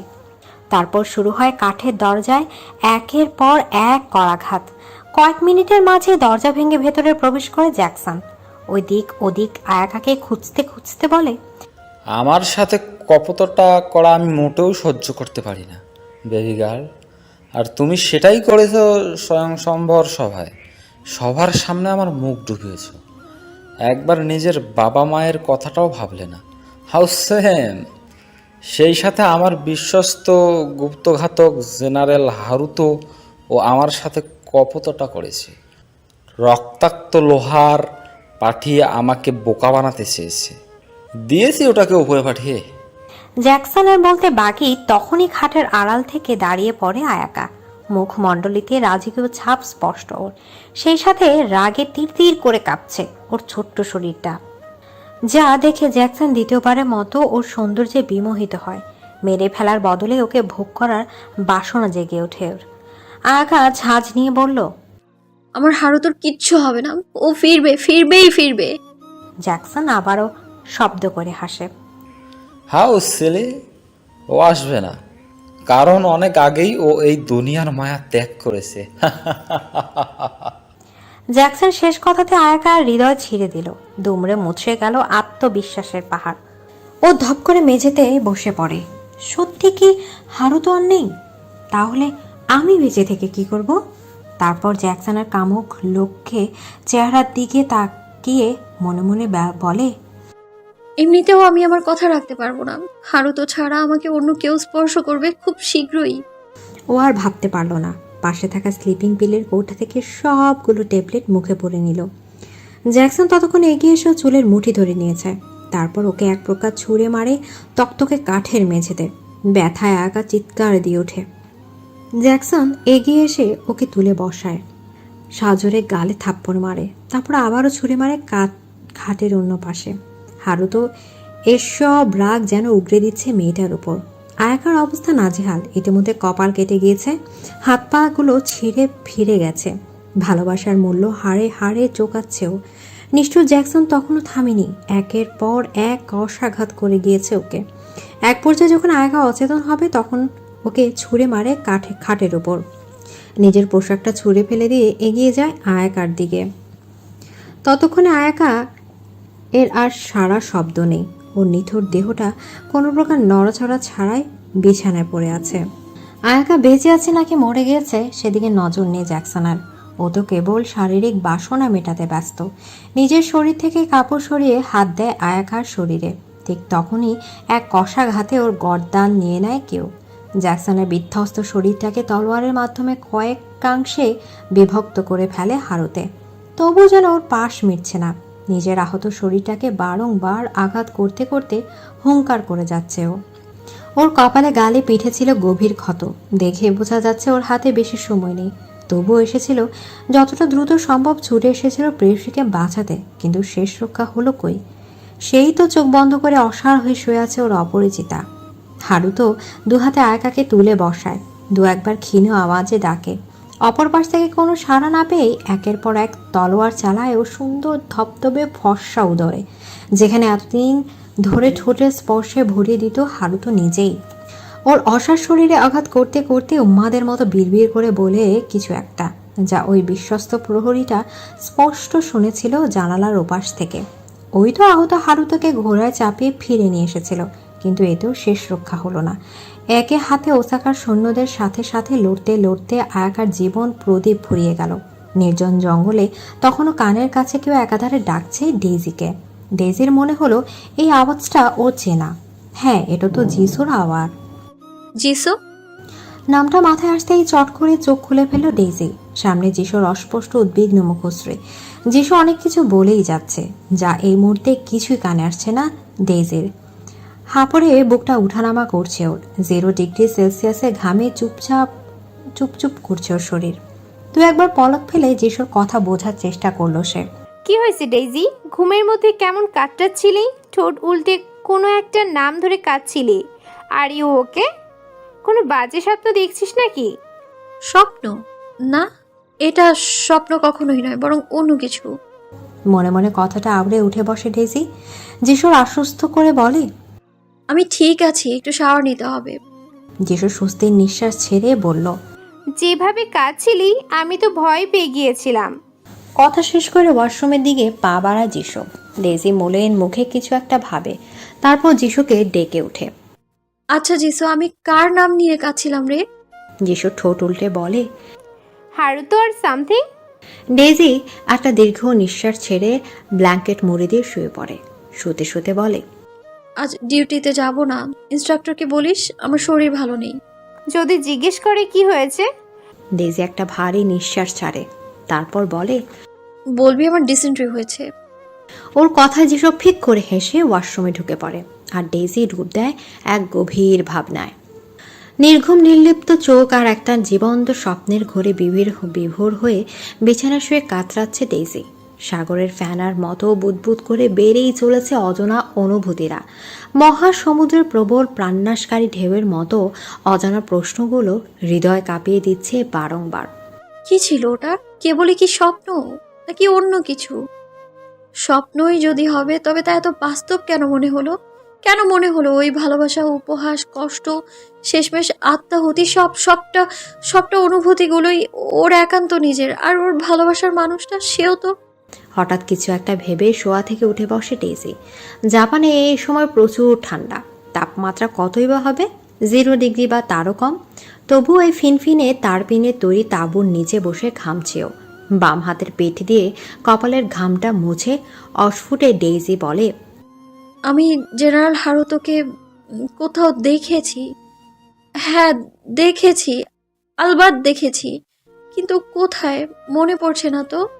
ভ্রুকঞ্চিত করে ফেলল ও। জেনারেল হারুতো? নীরব নিস্তব্ধ শুনশান তাঁবুর ঘরটায় হঠাৎ গমগমে পুরুষালী কণ্ঠস্বর শুনে এক প্রকার হকচকে উঠল ডেইজি। নরম ব্ল্যাঙ্কেটটা শক্ত হাতে চেপে ধরে। এক লাফে ছিটকে পড়ল খাটের কোণায়। তারপর ধীরে ধীরে পেছনের লোকটাকে দেখার চেষ্টা করলো। ঠান্ডা বিকেলে নরম আলোয় একটা লম্বা দেহের অবয়ব দেখে ভয়ঙ্কর চিৎকার দিয়ে উঠল ডেইজি। তবে সে চিৎকারে আওয়াজে গলার বাইরে বের হওয়ার আগে ওর মুখটা শক্ত হাতে চেপে ধরল কেউ। এরপর কিছু নীরব সময় অতিবাহিত হয়। ডেইজি নিজেকে খানিকটা শান্ত করে সামনের লোকটাকে চেনার চেষ্টা করছে। আবঝা আলোয় লোকটার ঘন পল্লব বিশিষ্ট চোখজোড়া দেখে আটকে যায় ও। তীর তীর ঝাঁকুনি দিয়ে উঠে ওর তনু শরীরটা। লোকটা এখন ওর মুখ চেপে রেখেছে। গাঢ় কালচে ভ্রুতে ভাঁজ তৈরি করে লোকটা বলে, হোয়াট হ্যাপেন? তুমি মানুষ দেখলেই চেঁচিয়ে ওঠো কেন? কি সমস্যা? ডেইজি এখনো নিজেকে বিশ্বাস করতে পারছে না। এটা কি বাস্তব নাকি ওর ভ্রম? এবার লোকটার বাঁধনের মধ্যে থেকেই কাঁই শুরু করে দিল ডেইজি, সাথে মোচড়ামুচড়ি ফ্রি। লোকটা বিরক্ত হলো, সামান্য গলা উঁচিয়ে বলল, স্টপ ইট। মৃগী রোগ আছে নাকি তোমার? এহেন ধমকে নিজেকে শান্ত করে ডেইজি। পরক্ষণে মনে পড়ে এই কণ্ঠস্বর ওর চেনা। হ্যাঁ, কাল রাতের স্বপ্নে বহুবার শুনেছে। না চাইতো এই পুরুষালী কণ্ঠের মাদকতায় পাগল হয়েছে। তার মানে স্বয়ং ওসামু হারুতো ওর সামনে বসে আছে। কিন্তু কিভাবে? সে তো মরে ভূত হয়ে গেছে সে কত শত বছর আগে। আর আসবেই যখন, ওর সামনেই কেন এলো? যত নষ্টের মূল ওই ডায়েরিটা। ওটা পাওয়ার পর থেকে ওসব হচ্ছে ওর সাথে। কাল রাতের সবটাই অমীমাংস হয়ে আছে। এদিকে সকাল হতে না হতে মানুষটা এসে হাজির। কি চাই এই অজানা লোক? কেন ওকে তাড়া করে বেড়ায় সবখানে, স্বপ্নে কিংবা বাস্তবে? ডেইজি তুমি যায় নিজের অযাচিত ভাবনা আর ভোঁতা অনুভূতিগুলোর সাথে পেরে উঠছে না ও। একটা দীর্ঘ আর কষ্টমাখা নিঃশ্বাস বেরিয়ে আসে ওর বুক চিরে। ডেইজিকে এমন গুটিয়ে যেতে দেখে লোকটা ওর মুখ ছেড়ে দিয়ে হাত বাড়িয়ে টেবিল ল্যাম্পটা জ্বালায়। তারপর ডেইজিকে আস্তে করে দুহাতে জড়িয়ে ধরে। সঙ্গে সঙ্গে একটা নরম আর ভেজা অনুভূতিতে ছেয়ে যায় ডেইজির শরীর, মন, সর্বত্র। নাকে সে আটকায় সেই চেনা ডার্ক চকলেট ফ্লেভারের ভেবের গন্ধটা। চট করে মাথা তুলে লোকটার মুখ অবলোকন করে ডেইজি। অস্ফুটে বলেও ফেলল ডেইজি, এ তো ব্যাক ব্রাশ করা হেয়ারের হারুতো নয়, বরং কানে, ভ্রুতে, ঠোঁটের কোণায় পিয়ার্সিং করা আধুনিক ছাপের অন্য কেউ। লোকটার চুল পেছনে খানিকটা লম্বা হলেও দুপাশে আন্ডারকাট করে কৃত্রিম সৌন্দর্য বর্ধন করা হয়েছে। ব্যাস এতটুকুই অমিল। 1625 সালের হারুতো আর এই লোকটার মধ্যে এতটুকুই অমিল। বাকি সব এক। কালো মণিযুক্ত টলটলে চোখ, তীক্ষ্ণ চোয়াল, ফিনফিনে ঠোঁট, এমনকি ঠোঁটের নিচের তিলকটাও। How it possible? চোখে মুখে বিরক্তির ছাপ স্পষ্ট লোকটার। কি পসিবল নয় শুনি? আপনি কে? এই মেয়ে, মাথায় সমস্যা আছে? কালকে দেখলে আর আজই ভুলে গেলে? হ্যাঁ, দেখেছি তো স্বপ্নে, কিন্তু তখন তো আপনি এমন ছিলেন না। আপনার চোখে মুখে আভিজাত্য ছিল, পোশাক আশাক, কথার ধরন সবটা আলাদা ছিল। এখন দেখে মনে হচ্ছে আপনি 1625 সালের কেউ না, বরং 2024 সালের কোনো এক আধুনিক পুরুষ। What the hell, stupid girl? আপনি কেন এসেছেন আমার কাছে? কি চান? ওই ডায়েরিটা নিয়ে যান, তবুও ছেড়ে দিন আমায় প্লিজ। আঙুল উঁচিয়ে মেঝেতে উপুর হয়ে পড়ে থাকা ডায়েরিটা দেখি কাঁদো কাঁদো সুরে কথাগুলো বলল ডেইজি। লোকটার দাঁত খিঁচে বলে, I'm Daisuke, doctor Daisuke, you know, scientist department. মনে আছে কাল যে তোমাকে আনড্রেস দেখে নিয়ে? দাইসুকি আরও কিছু বলে ওঠার আগে ওকে সজোরে ধাক্কা দিয়ে দূরে সরিয়ে দেয় ডেইজি। হুট করে হারুতে এর কথা ভুলে গিয়ে এই দাইসুকির ওপর জমে থাকা রাগটা তর তর করে মাথা চাড়া দিয়ে ওঠে ওর। না চাইতেও তীব্র ক্ষোভের বহিঃপ্রকাশ ঘটে। ডেইজি বলে, আপনি আবার আমার তাঁবুতে ঢুকেছেন। সেদিন না হয় আমি ভুল করেছিলাম, আজকে ভুল করেছে শুনি। আস্তে ডেইজি, মানুষ শুনবে। শুনলে শুনুক। আপনি কেন এসেছেন বলুন? এখন কি অজুহাত তৈরি করেছেন? ও বুঝেছি, আসলে আপনার ক্যারেক্টারেই সমস্যা আছে। হুটহাট ডেইজির কথাটা শেষ করতে পারল না। আর তার আগে নিজের ঘাড়ের নরম পেশিতে দাইসুকি এর দাঁতের স্পর্শে শরীরে কাঁপন ধরে ওর। সেই সাথে তীব্র ব্যথায় চিনচিনে উঠে নরম শরীরটা। কি করছেন আপনি? এটা কি ধরনের আচরণ? আহ! সামান্য আর্তনাদ করে উঠতেই দাইসুকিও ওকে ছেড়ে দিয়ে বলে, বিয়ে থেকে পালিয়ে যাওয়া বউয়ের এত কথা কিসের? এই কথাটা ও হারুতোর মুখেও শুনেছে, কিন্তু দাইসুকি কেন এটা বলল? আরও একবার চমকালো ডেইজি। বিয়ে, পালিয়ে যাওয়া এসব ভাবতে একটা অজানা ভয়ে অন্তরাত্মা কেঁপে উঠল ওর। দাইসুকি কিভাবে জানালো যে ও বিয়ে থেকে পালিয়েছে? বিয়ে থেকে পালিয়েছে কথাটা যদিও যুক্তিযুক্ত নয়, বিয়েটা তো হয়েই গিয়েছে, এক প্রকার জোর করে রেজিস্ট্রি করানো হয়েছে ওকে।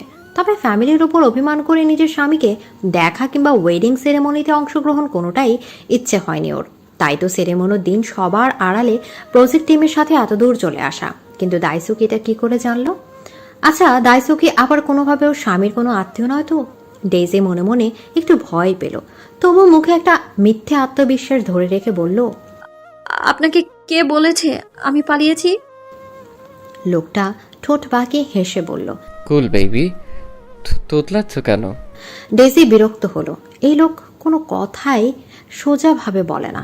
আশ্চর্য, কর্মক্ষেত্রের সিনিয়র নয়তো অনেক আগে ঠেলে ঠুলে বের করে দিত, কিন্তু এই মুহূর্তে বের করার প্রশ্নই আসে না।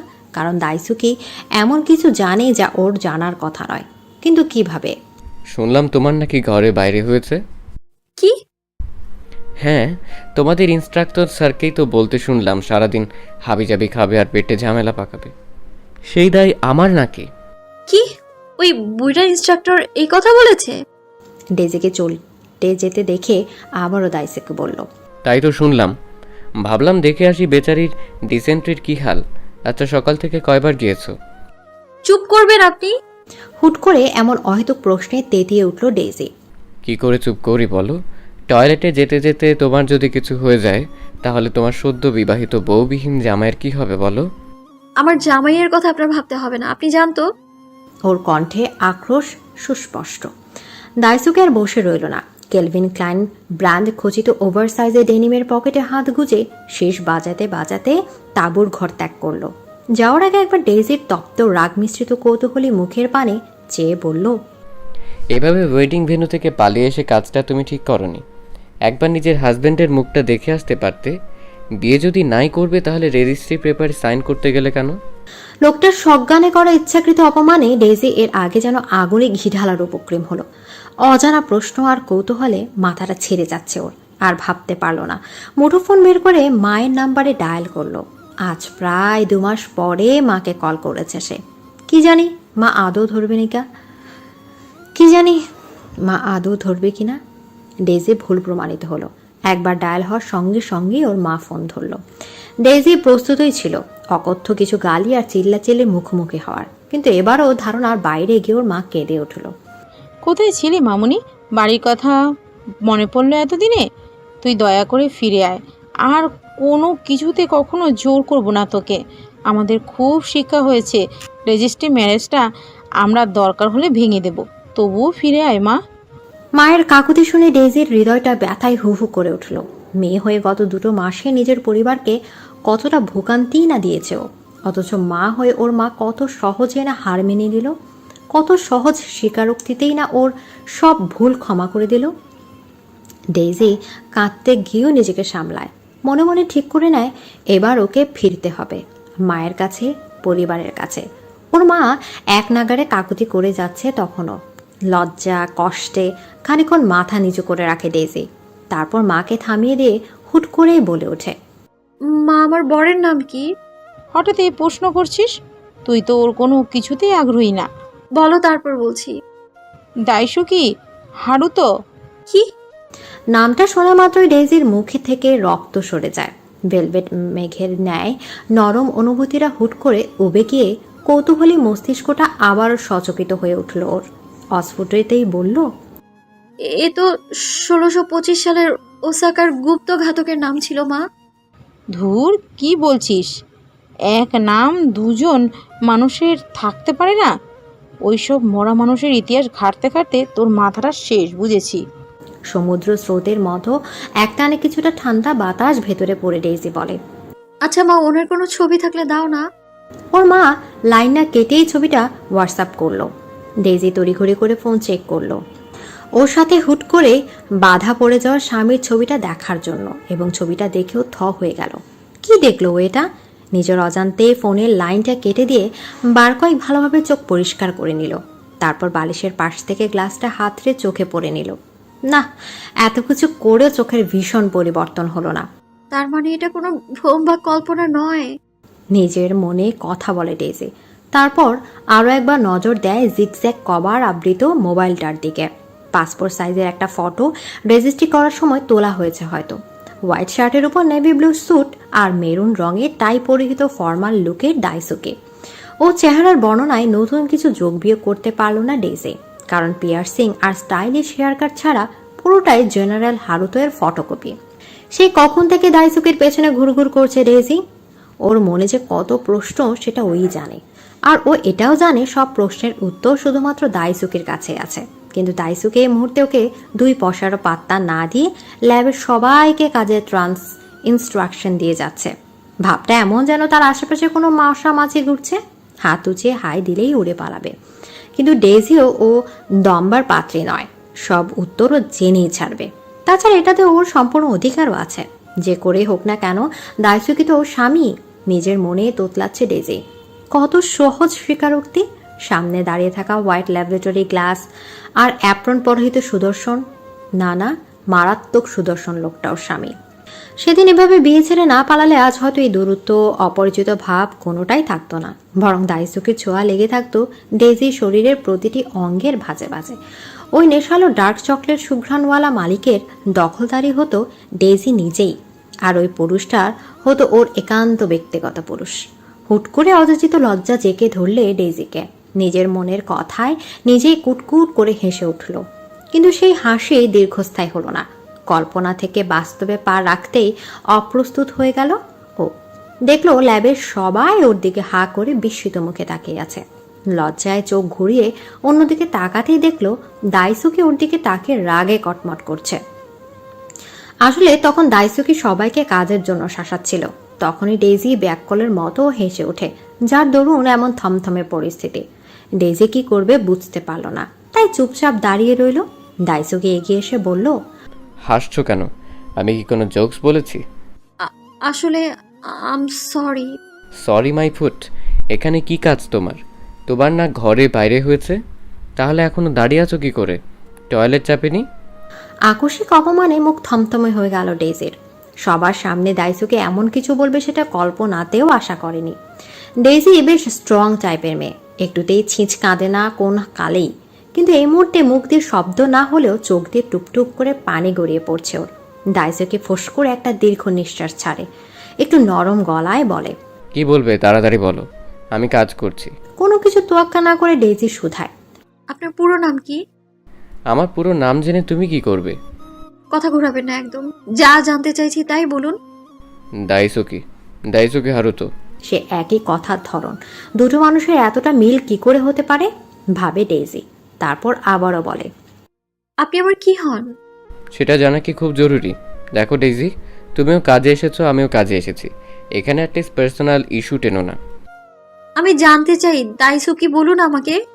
চেঁচিয়ে উঠে ডেইজি।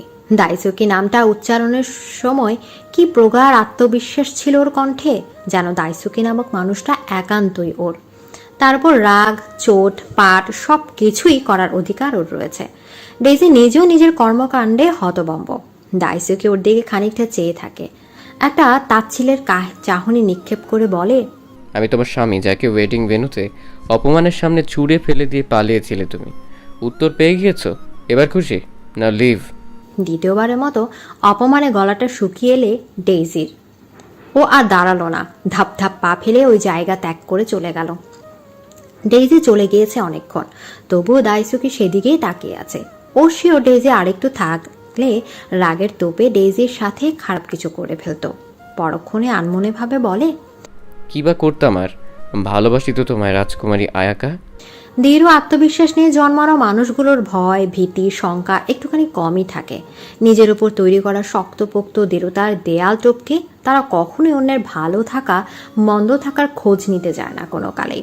অন্যদিকে ঠিক তার বিপরীত চরিত্রের মানুষটা একটু আত্মবিশ্বাস আর একটা কাছের বন্ধু মহলের অভাবে নিজেকে ডিপ্রেশনের রোগী হয়ে দিনাতিপাত করে। বিশ্বস্ত হাতের অভাবে ভেঙে গুড়িয়ে যায় বারংবার। এই দুয়ের মাঝামাঝি জায়গায় আটকে আছে ডেইজি। ও নিজেও জানে না ওর মন কি চায়। কখনো চাতকের ন্যায় ডানা ঝাপটায়, আবার কখনো বুলো শালিকের ন্যায় ঝিমিয়ে পড়ে, কখনো বহমান নদীর মতো কলকলিয়ে জলে স্রোত বয়ে যায় ওর তনু মনে। তো কখনো তপ্ত খরায় চৌচির হয়ে ওঠে হৃদয়টা। সেদিনই সেই ঘটনার আজ প্রায় 1 সপ্তাহ হতে চলল। বসন্ত নেমেছে ধরণী জুড়ে, তবে জাপানে শীতের তাণ্ডব এখনো কমেনি। যদিও স্নোফলটা একটু কমেছে, এতদিন তো কুচি বরফের আস্তরণ ভেদ করে মাটির মুখ দেখাটাই দুরূহ হয়ে যেত। এই প্রতিকূল আবহাওয়ার মাঝেও ওরা ওদের প্রজেক্টটা সম্পন্ন করেছে সব রকম ফরেনসিক হাতে। এবার শুধু শহরের ফিরে ডকুমেন্টস রেডি করার পালা। আজ বিকেলেই শহরে ফিরবে ওরা। ডেইজির খুঁজে পাওয়া ডায়েরিটাও টিমের কাছে জমা দিয়ে দিয়েছে। গত 1 সপ্তাহ ধরে দাইসুকি আর ওকে ঘাটায়নি। কেন যেন ডেইজির মন চাইছিল দাইসুকি ওকে ঘাটাক, এটা ওটা বলুক, ওকে রাগাক, সেদিনের মতো হুট করে খুব কাছে আসুক, খুব কাছে এসে ওর পেশিবহুল বাহুতে আগলে ধরুক ডেইজিকে। দুটো শরীরের ফাঁকে সেন্টিমিটার দূরত্বটুকু ঘুচিয়ে দিক। ডার্ক চকলেট ফ্লেভারের ভেপের ধোয়া ওর হৃদয়ে ছুঁয়ে যাক। ডেইজির এক মন যখনই এসব বলে আফসোসে ঝরে তুলে ফেলে, তখনই অন্য মনটা অকস্মাৎ চেঁচিয়ে ওঠে, মেজাজের চরম সীমানায় পৌঁছে গিয়ে দাঁত কিরমিরিয়ে বলে, সেদিন তোকে কত কথা শোনালো, আর অমনি এই কয়দিনই ভুলে গেলি? সবার সামনে অপমান করেছে তোকে, টয়লেটে যাও বলে মান সম্মান পানিতে ডুবিয়ে দিয়েছে। কেন? সে নিজে কি টয়লেটে যায় না? তার উপর এত কিছুর পরেও যদি একটু অনুশোচনা হতো, কাছে এসে যদি নরম সুরে ক্ষমা চাইতো, কিন্তু না, সে তো এমন ভাব দেখালো যেন নিজের বউকে চেনেই না। ফালতু লোক, গোল্লায় যাক সে। নরম মনটা মিনমিনিয়ে বলল, আমিও তো কম কিছু করিনি, বিয়ের অনুষ্ঠান থেকে পালিয়ে এসেছি। তার নিশ্চয়ই মাথায় হেড হয়ে গিয়েছিল সবার সামনে। সবাইকে সামলাতে কতই না বিব্রত হতে হয়েছে কে জানে। কিরে, তখন থেকে কি ভাবছিস? জামা কাপড় তো একটা গোছাসনি এখনো। শহরে ফিরে যাওয়ার ইচ্ছে নেই নাকি? তুই বাবা থাকতে পারিস, কিন্তু আমার এই তাঁবুর ঘরে সারা জীবন কাটানোর কোনো ইচ্ছে নেই মোটেও। ডেইজির ভাবনায় সুতো ছিঁড়ল। দাইসুকিকে নিয়ে মনের বাঘ বিতণ্ডার ওখানে ইতি ঘটল। যিশুর দিকে এক পলক চেয়ে মৌন কণ্ঠে বলল, এই তো এক্ষুনি গোছাচ্ছি। যিশু হাতে ট্রলি নিয়ে ভ্রু কুচকে বলল, গোছাচ্ছি মানে? বাস দাঁড়িয়ে আছে, তাড়াতাড়ি কর। ডেইজিকে তাড়া দিয়ে হাতের ট্রলিটা টানতে টানতে বাইরে এগোয় যিশু। পেছন থেকে ডেইজি বলে, তুই ডায়েরির সেই সুদর্শন পুরুষকে দেখতে চেয়েছিলি না? যিশু বিরক্ত কণ্ঠে বলে, ওই ডায়েরির কথা আমার সামনে বলবি না। ফালতু ডায়েরি, শেষ পাতাতে কাঁদিয়ে ছেড়েছে আমাকে। ধুর। ডেইজির কথা বাড়ায় না, ফোঁস করে একটা নিঃশ্বাস ছেড়ে কাজে লেগে পড়ে। এমনিতে অনেক লেট হয়ে গিয়েছে। সবকিছু গোছগাছ করে বাইরে বেরোতেই সায়েন্টিস্ট টিমের দেখা মিলল। এদের যদিও খুব একটা দেখা যায় না, সবসময় ল্যাবেই ছিল ওরা, কিন্তু এদের কারোরই সাথেই দাইসুকি নেই। ওদের জন্য বাস অপেক্ষা করছে। ডেইজির টিমের লোকজন ইতিমধ্যে বাসে বসে আছে। সায়েন্টিস্ট টিমের সদস্যরাও একে একে বাসে উঠে গেল। ডেইজি দাঁড়িয়ে থেকে এক এক করে সবাইকে উঠে যেতে দেখলো, কিন্তু না, দাইসুকি দেখা মিলল না। ডেইজি একধানে দাঁড়িয়ে আছে। এটা অপেক্ষা নাকি মিস করা ঠিক বুঝে উঠতে পারছে না। ও কেনই বা ওই অজানা বিরক্তিকর লোকটাকে একটা বার দেখার জন্য ভেতরটা পড়ে যাচ্ছে। ওদিকে টিমের সবাই বাসের জানালা থেকে ওকে চেঁচিয়ে ডাকছে, কিন্তু ডেইজির কোনো হেলদোল নেই। ওদের চেঁচামেচি ওর কর্ণঘোর অবধি পৌঁছেছে কিনা সন্দেহ। এই মুহূর্তে সবাই বিরক্ত হচ্ছে ওর কাণ্ডে। কোনো অসাধ্য সাধনের জন্য যে সায়েন্টিস্ট টিমের বাসের সামনে হ্যাংলার মতো দাঁড়িয়ে আছে, সে কথা কারোরই বোধগম্য হলো না। একটু পর ওকে না তুলেই বাস ছেড়ে দিল। বাস ছেড়ে দিতেই হুঁশ ফিরল ডেইজির। যিশু ওকে এখনো জানালা দিয়ে হাত বাড়িয়ে ডাকছে। সচকিত হয়ে ডেইজিও দৌড় লাগিয়েছে বাসের পেছনে। মনে মনে ভাবছে, এটা আমি কি করলাম? এত ভাবনা কিসের আমার? এখন বাস না ধরতে পারলে বাড়ি ফিরবো কি করে? এই প্রত্যন্ত জঙ্গলে ঢাকা গ্রাম থেকে কে নিয়ে যাবে আমায়? না, যে করি হোক বাস ধরতে হবে। ভাবতে ভাবতে দৌড়ের গতি দ্বিগুণ করলো ডেইজি। শরীরের সর্বশক্তি প্রয়োগ করে বাসটাকে ধরবে এমন সময় পেছন থেকে ওর হাত টেনে ধরলো কেউ।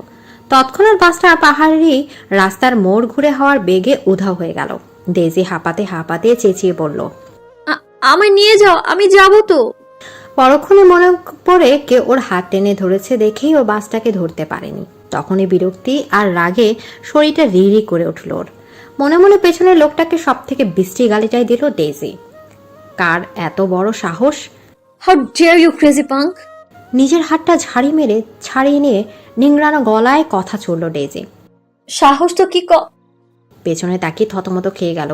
দেখলো দাইসুকি ভাবলেশীন মুখ নিয়ে ওর দিকে চেয়ে ভ্রু কুচকে রেখেছে। আপনি? কি বলেছিলে আবার বলো। না না, কিছু বলিনি। মেকি হাসি দিয়ে বাম হাতে বোকার মতো মাথা চুলকালো ডেইজি। ডেইজি ঠোঁট উল্টায়। না না বলো, আমিও শুনি আমার পালিয়ে যাওয়া বউয়ের মুখের ভাষা ঠিক কতটা মিষ্টি। কাঁদো কাঁদো হয়ে বলে, তো কি করব? আপনি আমায় আটকালেন কেন? বাস তো আমায় না নিয়ে চলে গেল। তো বাস যখন তোমায় বারবার চেঁচিয়ে ডাকছিল তখন তোমার হুঁশ কোথায় ছিল শুনি? ডেইজি উত্তর খুঁজে পেল না।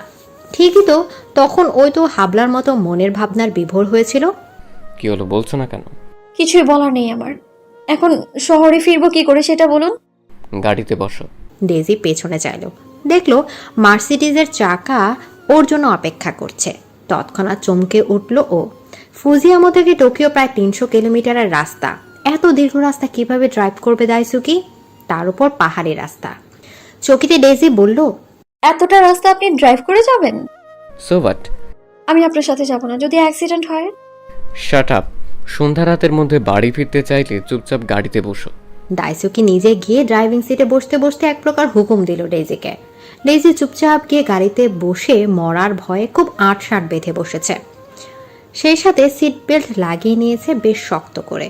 বলা তো যায় না বিয়ে পালানোর দায়ে হয়তো ওর জীবনটা নিয়েই না ছিনিমিনি খেলা শুরু করে দিল এই বদমাস দাইসুকে। চোখে রোদ চশমা লাগিয়ে গাড়ি স্টার্ট দিয়েছে দাইসুকে। ওদের মাঝে পিনপতন নীরবতা। চলার বাঁক কয়েক কিলোমিটার যেতেই টিমের বাসগুলো চোখে পড়ল ওদের। ডেইজি জানালা খুলে বাইরে তাকালো। তৎক্ষণাৎ সায়েন্টিস্ট টিমের সবাই ওকে হাত নাড়িয়ে ভাবি বলে সম্বোধন করে হাই দিল। হঠাৎ সবার ভাবি সম্বোধনে ডেইজি আশ্চর্য হলো, সাথে খুশিও। কি জানি কেন এমন খুশি লাগছে, পেটের মধ্যেই বা কেন এত প্রজাপতি উঠছে। লুকিং ক্লাসে ডেইজির খুশিতে চিকচিক করা লজ্জা মিশ্রিত চেহারা দেখে দাইসুকি নিজেও ঠোঁট টিপে হেসে ফেলল। শীতল মেঘ ভেজা কনকনে ঠান্ডা বাতাস ডেইজির নাক ছিঁড়ে ভেতরে প্রবেশ করছে। ওর মনে হচ্ছে আজ বাতাসে অক্সিজেনের পরিমাণটা একটু বেশি, তাই তো কনকনে ঠান্ডা হাওয়াতেও এত শান্তি লাগছে। গধূলি লালচে সোনালি আভা আর হুহু করে ধেয়ে আসা কনকনে বাতাসে ডেইজির কালো সিল্কি স্ট্রেট চুলগুলো ইতি উতি উড়ে যাচ্ছে। সেদিকে ওর নজরই নেই। ও তো গাড়ি জানালায় দুহাত রেখে তাতে থুতনি ঠেকিয়ে ওই সুন্দর প্রাকৃতিক ঠান্ডা বিকেলটা উপভোগ করায় ব্যস্ত। আজ হুট করে বুকের ভেতরটা খুব হালকা লাগছে। গত একটা সপ্তাহ বিশাল আকৃতির পাথরের ন্যায় যে কষ্টটা বুকে চেপেছিল, সবার ভাবি সম্বোধনে সেটা কয়েক গুণ হালকা হয়ে গিয়েছে। সেই সাথে শুরু হয়েছে প্রজাপতির উড়াউড়ি। ছলাৎ ছলাৎ করে মনের নদীতে জোয়ার ধেয়ে এসেছে। কি শান্তি, কি শান্তি। গাড়ি ক্রমশ এগোতে প্রত্নতাত্ত্বিক টিমের বাসটাও সামনে পড়েছে। এই মুহূর্তে ওদের ওপর ডেইজির ভীষণ রাগ হচ্ছে। কিভাবে পারলো ওকে এই অচেনা গ্রামে ফেলে আসতে? ডেইজি ভ্রুকুচকে গাড়ির জানালা দিয়ে বাসের দিকে তাকিয়ে আছে। খুব রাগ হচ্ছে? পাশ থেকে দাইসুকির গমগমে আওয়াজ শুনে গাড়ির ভেতরে ঘুরে বসে ডেইজি। ওর দিকে মুখ ঘুরিয়ে বলে, রাগ তো হবেই, কি করে পারলো ওরা? ওদের কোনো দোষ নেই। আমি ইনস্ট্রাক্টরকে বলেছি বাস যাতে কোনোভাবেই তোমাকে না নেয়। কি? Yes baby. Don't call me baby, খারাপ লোক আপনি একটা। What ever. ঠোঁট উল্টে কথাটা বলে গাড়ির বাঁক পরিবর্তন করে দাইসুকে। তৎক্ষণাৎ চেঁচিয়ে উঠে ডেইজি, আরে আরে, এদিকে কোথায় যাচ্ছেন? বাস তো ওদিকে গেল। আমরা আজ ফিরছি না। কি? আবারও ঝটকা খেলো ডেইজি। ফিরছি না মানে? আমি মায়ের কাছে যাব। দাইসুকি বিরক্ত হয়। সানগ্লাসের ফাঁক গলিয়ে এই বিরক্ত স্পষ্ট ফুটে উঠেছে ওর মুখে। ম্যাম করছো কেন? তুমি কি বাচ্চা? বিয়ে হয়ে গেছে, স্বামীর সাথেই আছো, তাহলে এত ঢং কিসের? দেখুন, আমি এখনো বিয়েটা মানিনি। তোমার মানা না মানা দিয়ে আমার কিছু যায় আসে না। ডেইজি কিছু বলে না, আর চুপচাপ মুখ গোমরা করে বসে থাকে। তর্কের মাথায় মানিনি বললেও কথাটা সম্পূর্ণ মিথ্যে ছিল। এই মুহূর্তে দাইসুকি ছাড়া ওর জীবনে দ্বিতীয় পুরুষ কল্পনা করতে পারে না, আর এটাই চরম সত্যি। নিজ মনের স্বীকারোক্তি দেখে অবাক হয় ডেইজি। ঠিক কখন থেকে লোকের প্রতি এতটা মায়া বেড়ে গেল ওর? ডেইজি চুপ হয়ে আছে দেখে দাইসুকি বলল, সামনেই পাহাড়ের চূড়ায় একটা সুন্দর রিসোর্ট আছে, পরিবেশটা দেখলেই মন ভালো হয়ে যায়। সঙ্গে সঙ্গে ডেইজি ওর অফ হয়ে যাওয়া মুডটা অন হয়ে যায়। কৌতূহলী চোখ নিয়ে দাইসুকিকে শুধায়, আর কতক্ষণ লাগবে পৌঁছতে? ওর কথার পেছনে দাইসুকি ছোট্ট একটা হাসি উপহার দেয়। রিসোর্টে পৌঁছাতে পৌঁছাতে সন্ধ্যা নেমে গিয়েছে। ডেইজি নিজেদের ব্যাগগুলো নিয়ে টানাটানি করছে। দাইসুকি রিসেপশনে গিয়ে হাতের আঙুল দিয়ে ইশারায় বলল একটা রুম নিতে। রিসেপশনের লোকটা দাইসুকির কথার মানে বুঝে মুচকি হাসে। অতঃপর ডেইজি এগিয়ে আসলে না জানার ভঙ্গিতে বলে। ডেইজি বাঁধ সেধে বলে, কি হানিমুন ভিলা? আর কোনো ডাবল বেডরুমের ভিলা নেই? ডেইজি একটা দীর্ঘশ্বাস ছেড়ে দাইসুকির দিকে তাকায়। দাইসুকি মন খারাপের ভান ধরে বলে, কি আর করা, চলো তাহলে টোকিও ফিরে যাই। তেমন কিছুই হবে না, আমাকে সারা রাত ড্রাইভ করতে হবে। না না, এত রাতে ড্রাইভ করা খুব রিস্কি। তাছাড়া আমার তো হাজব্যান্ড ওয়াইফ এক রুমে থাকলে কিছু হবে না। ডেইজির কথার মাঝে তোতলাচ্ছে দেখে দাইসুকি ঠোঁট টিপে হাসে।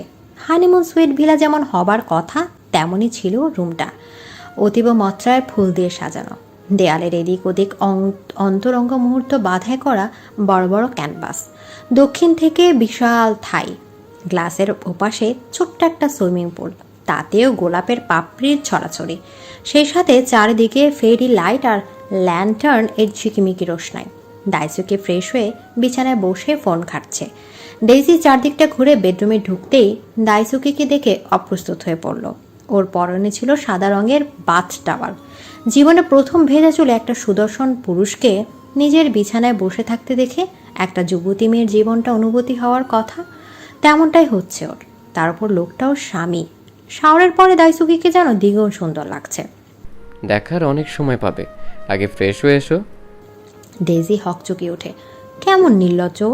স্বপ্নের মধ্যে এমন করেছিল হারুতোকে দেখে, এখন আবার এই পুরুষকে। ছি ছি ছি ছি, কিন্তু মানুষটা যে একই, অবাক না হয়ে উপায় আছে? শুনশান নিস্তবতায় ঘেরা পাহাড়ি চূড়ায় মাথা উঁচু করে দাঁড়িয়ে আছে নাম না জানা স্থানীয় রিসর্টটা।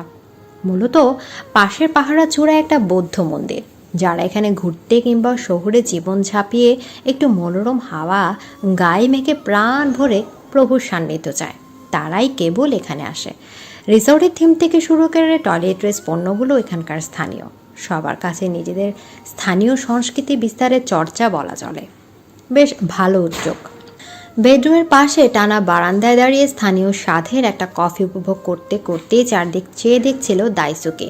অন্ধকারে দেখা খুব একটা যায় না ঠিকই, তবে উপভোগ করা যায়। খানিক বাদে বাদে ফুরফুরে বাতাসে শরীরের প্রতিটা লোমকূপ দাঁড়িয়ে যাওয়ার উপক্রম। তবুও স্নিগ্ধতা গায়ে মাখাতে কে না চায়। নীরব পরিবেশে হঠাৎই হেয়ার ড্রায়ারের শো শো শব্দ শুনে বারান্দায় গ্লাস টেনে দিয়ে ভেতরে ঢুকে যায় দাইসুকি। ডেইজি আপাতত নিজের ভেজা চুলগুলোকে পরিপাটি রূপ দানে ব্যস্ত। দাইসুকি কফির মগটা রেখে ডেইজির দিকে এগিয়ে যায়। ডেইজির খুব কাছে দাঁড়িয়ে একদম হুট করে ওরে ভেজা চুলে মুখে গুজে দেয়। অকস্মাৎ ঘটনায় লজ্জা কিংবা ভয় পাওয়ার সময়টুকু পেল না ডেইজি বেচারি। উল্টো দাইসুকির মুভমেন্টগুলো এখনো বোঝার চেষ্টা করছে। দাইসুকি পেছন থেকে টুকরো টুকরো চুমু খাচ্ছে ওর ভেজা চুল জর্জরিত ঘাড়ে, গলায়, পিঠে। ওয়াইল্ড জেসমিন ফ্লেভারের শ্যাম্পুর মিষ্টি সুঘ্রাণ আর ডেইজির শরীরে মেলি গন্ধে মিলেমিশে একাকার হয়ে দাইসুকির হৃদয়ে ঝড় তুলে দিচ্ছে। পুরো রুমটা মোমো করছে ওর শরীরের সুঘ্রাণে। তাহলে দাইসুকি কিভাবে চুপ করে থাকবে? এত আকাঙ্ক্ষা, এত অপেক্ষা, এত কষ্ট, সব কিছুরই যে একটা প্রাপ্তি প্রয়োজন, একটা উপসংহার প্রয়োজন। দাইসুকি ঠোঁটের স্পর্শ গভীরতা লাভ করে দাইসুকির হাত দুটি চেপে ধরে ডেইজি কুকড়ে আছে। চৈত্রের আকাশে ঘূর্ণিঝড়ের কালোর মেঘের মতো লজ্জারা ঘিরে রেখে ধরেছে ওর মন মস্তিষ্ক। দাইসুকি এত তাড়া কেন বুঝে উঠতে পারে না। ও তবুও সামান্য গলা উঁচিয়ে অস্পষ্ট সুরে বলে, কি করছেন এটা? যা করছি করতে দাও। দাইসুকি নির্লিপ্ত উত্তর। আমি অন্য কাউকে ভালোবাসি। ওর উন্মুক্ত পিঠে টোটের ছোঁয়া দিতে দিতেই দাইসুকি বলে, কে এসে? জেনারেল হারুতো, 1625 সালের হারুতো। দাইসুকি ওই অবস্থাতেই হাসে। নিজের পিঠে দাইসুকির তীর্যক হাসি স্পষ্ট ঠাহর করতে পারে ডেইজি। হাসছেন যে? দাইসুকি হাসকি টোনে বলে, লিসেন ডার্লিং, তুমি যে স্বপ্নটা কদিন আগে দেখেছো সেটা আমি আরও 6 মাস আগে দেখেছি, যেখানে তুমি আমি দুজনই পরিস্থিতির শিকার হয়ে জীবন ত্যাগ করেছিলাম। অগত্যে চোখ বড় বড় হয়ে গেল ডেইজিরও। ও দাইসুকির মুখোমুখি হয়ে দাঁড়ালো। সত্যি বলছেন? আপনিও এই একই স্বপ্ন দেখেছেন? হ্যাঁ দেখেছি। দেখার পর থেকে তোমাকে হন্যে হয়ে খুঁজেছি। আগে জন্মে কথা দিয়েছিলাম আমি তোমার প্রেমে আবার পড়ব। দেখো পড়েছি, কিন্তু তুমি কি করলে? আমাকে রেখে পালিয়ে গেলে। তার মানে আপনিও মনে করেন এটা আমাদের ডেস্টিনি? Something is weird. জন্মের আগের জন্ম আর পরের জন্ম এগুলো আদৌ কি হয়? ঠোঁট উল্টে অবিশ্বাসের সুরে কথাটা বলল ডেইজি। দাইজুকে এবার সরাসরি ওর ওষ্ঠাধারে আক্রমণ করে দেয়। গভীর চুমুকে হিসিয়ে বলে, হোক বা না হোক, ভালোবাসতে তার শর্ত লাগে না, আর না কাছে আসাতে। আজ রাতে আমি যেটা চাইবো তুমি সেটাই করবে। বিয়ে থেকে পালিয়েছ, শাস্তি তো তোমায় পেতেই হবে। ডেইজি ওর কথায় তোয়াক্কা না করে বলে, তাহলে দুটো স্বপ্ন দুটো মানুষ কিভাবে মিলে গেল?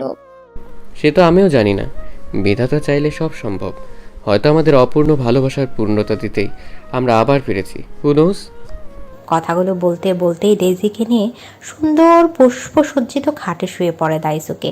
তারপর একে একে উন্মুক্ত হয়ে ডেইজির স্নিগ্ধ শরীরের প্রতিটি রহস্য উন্মোচন করে প্রতিটি সৌন্দর্যের শেষ বিন্দুটুকু আহরণ করে নেয় পরম আবেশে। ডেইজি মনে মনে ভাবে, সত্যি তোমায় ফিরে পেলাম হারুতো। আবারও অনাকাঙ্ক্ষিত প্রেমে পড়লাম আমরা দুজন। মাঝরাতে অন্ধকার ছাপিয়ে বরফ শীতল মৃদুমন্দ বাতাসে ভেসে আসে দুটো বেসুরো লাইন। আমার হিয়ার মাঝে লুকিয়েছিলে, দেখতে আমি পাইনি তোমায়, দেখতে আমি পাইনি।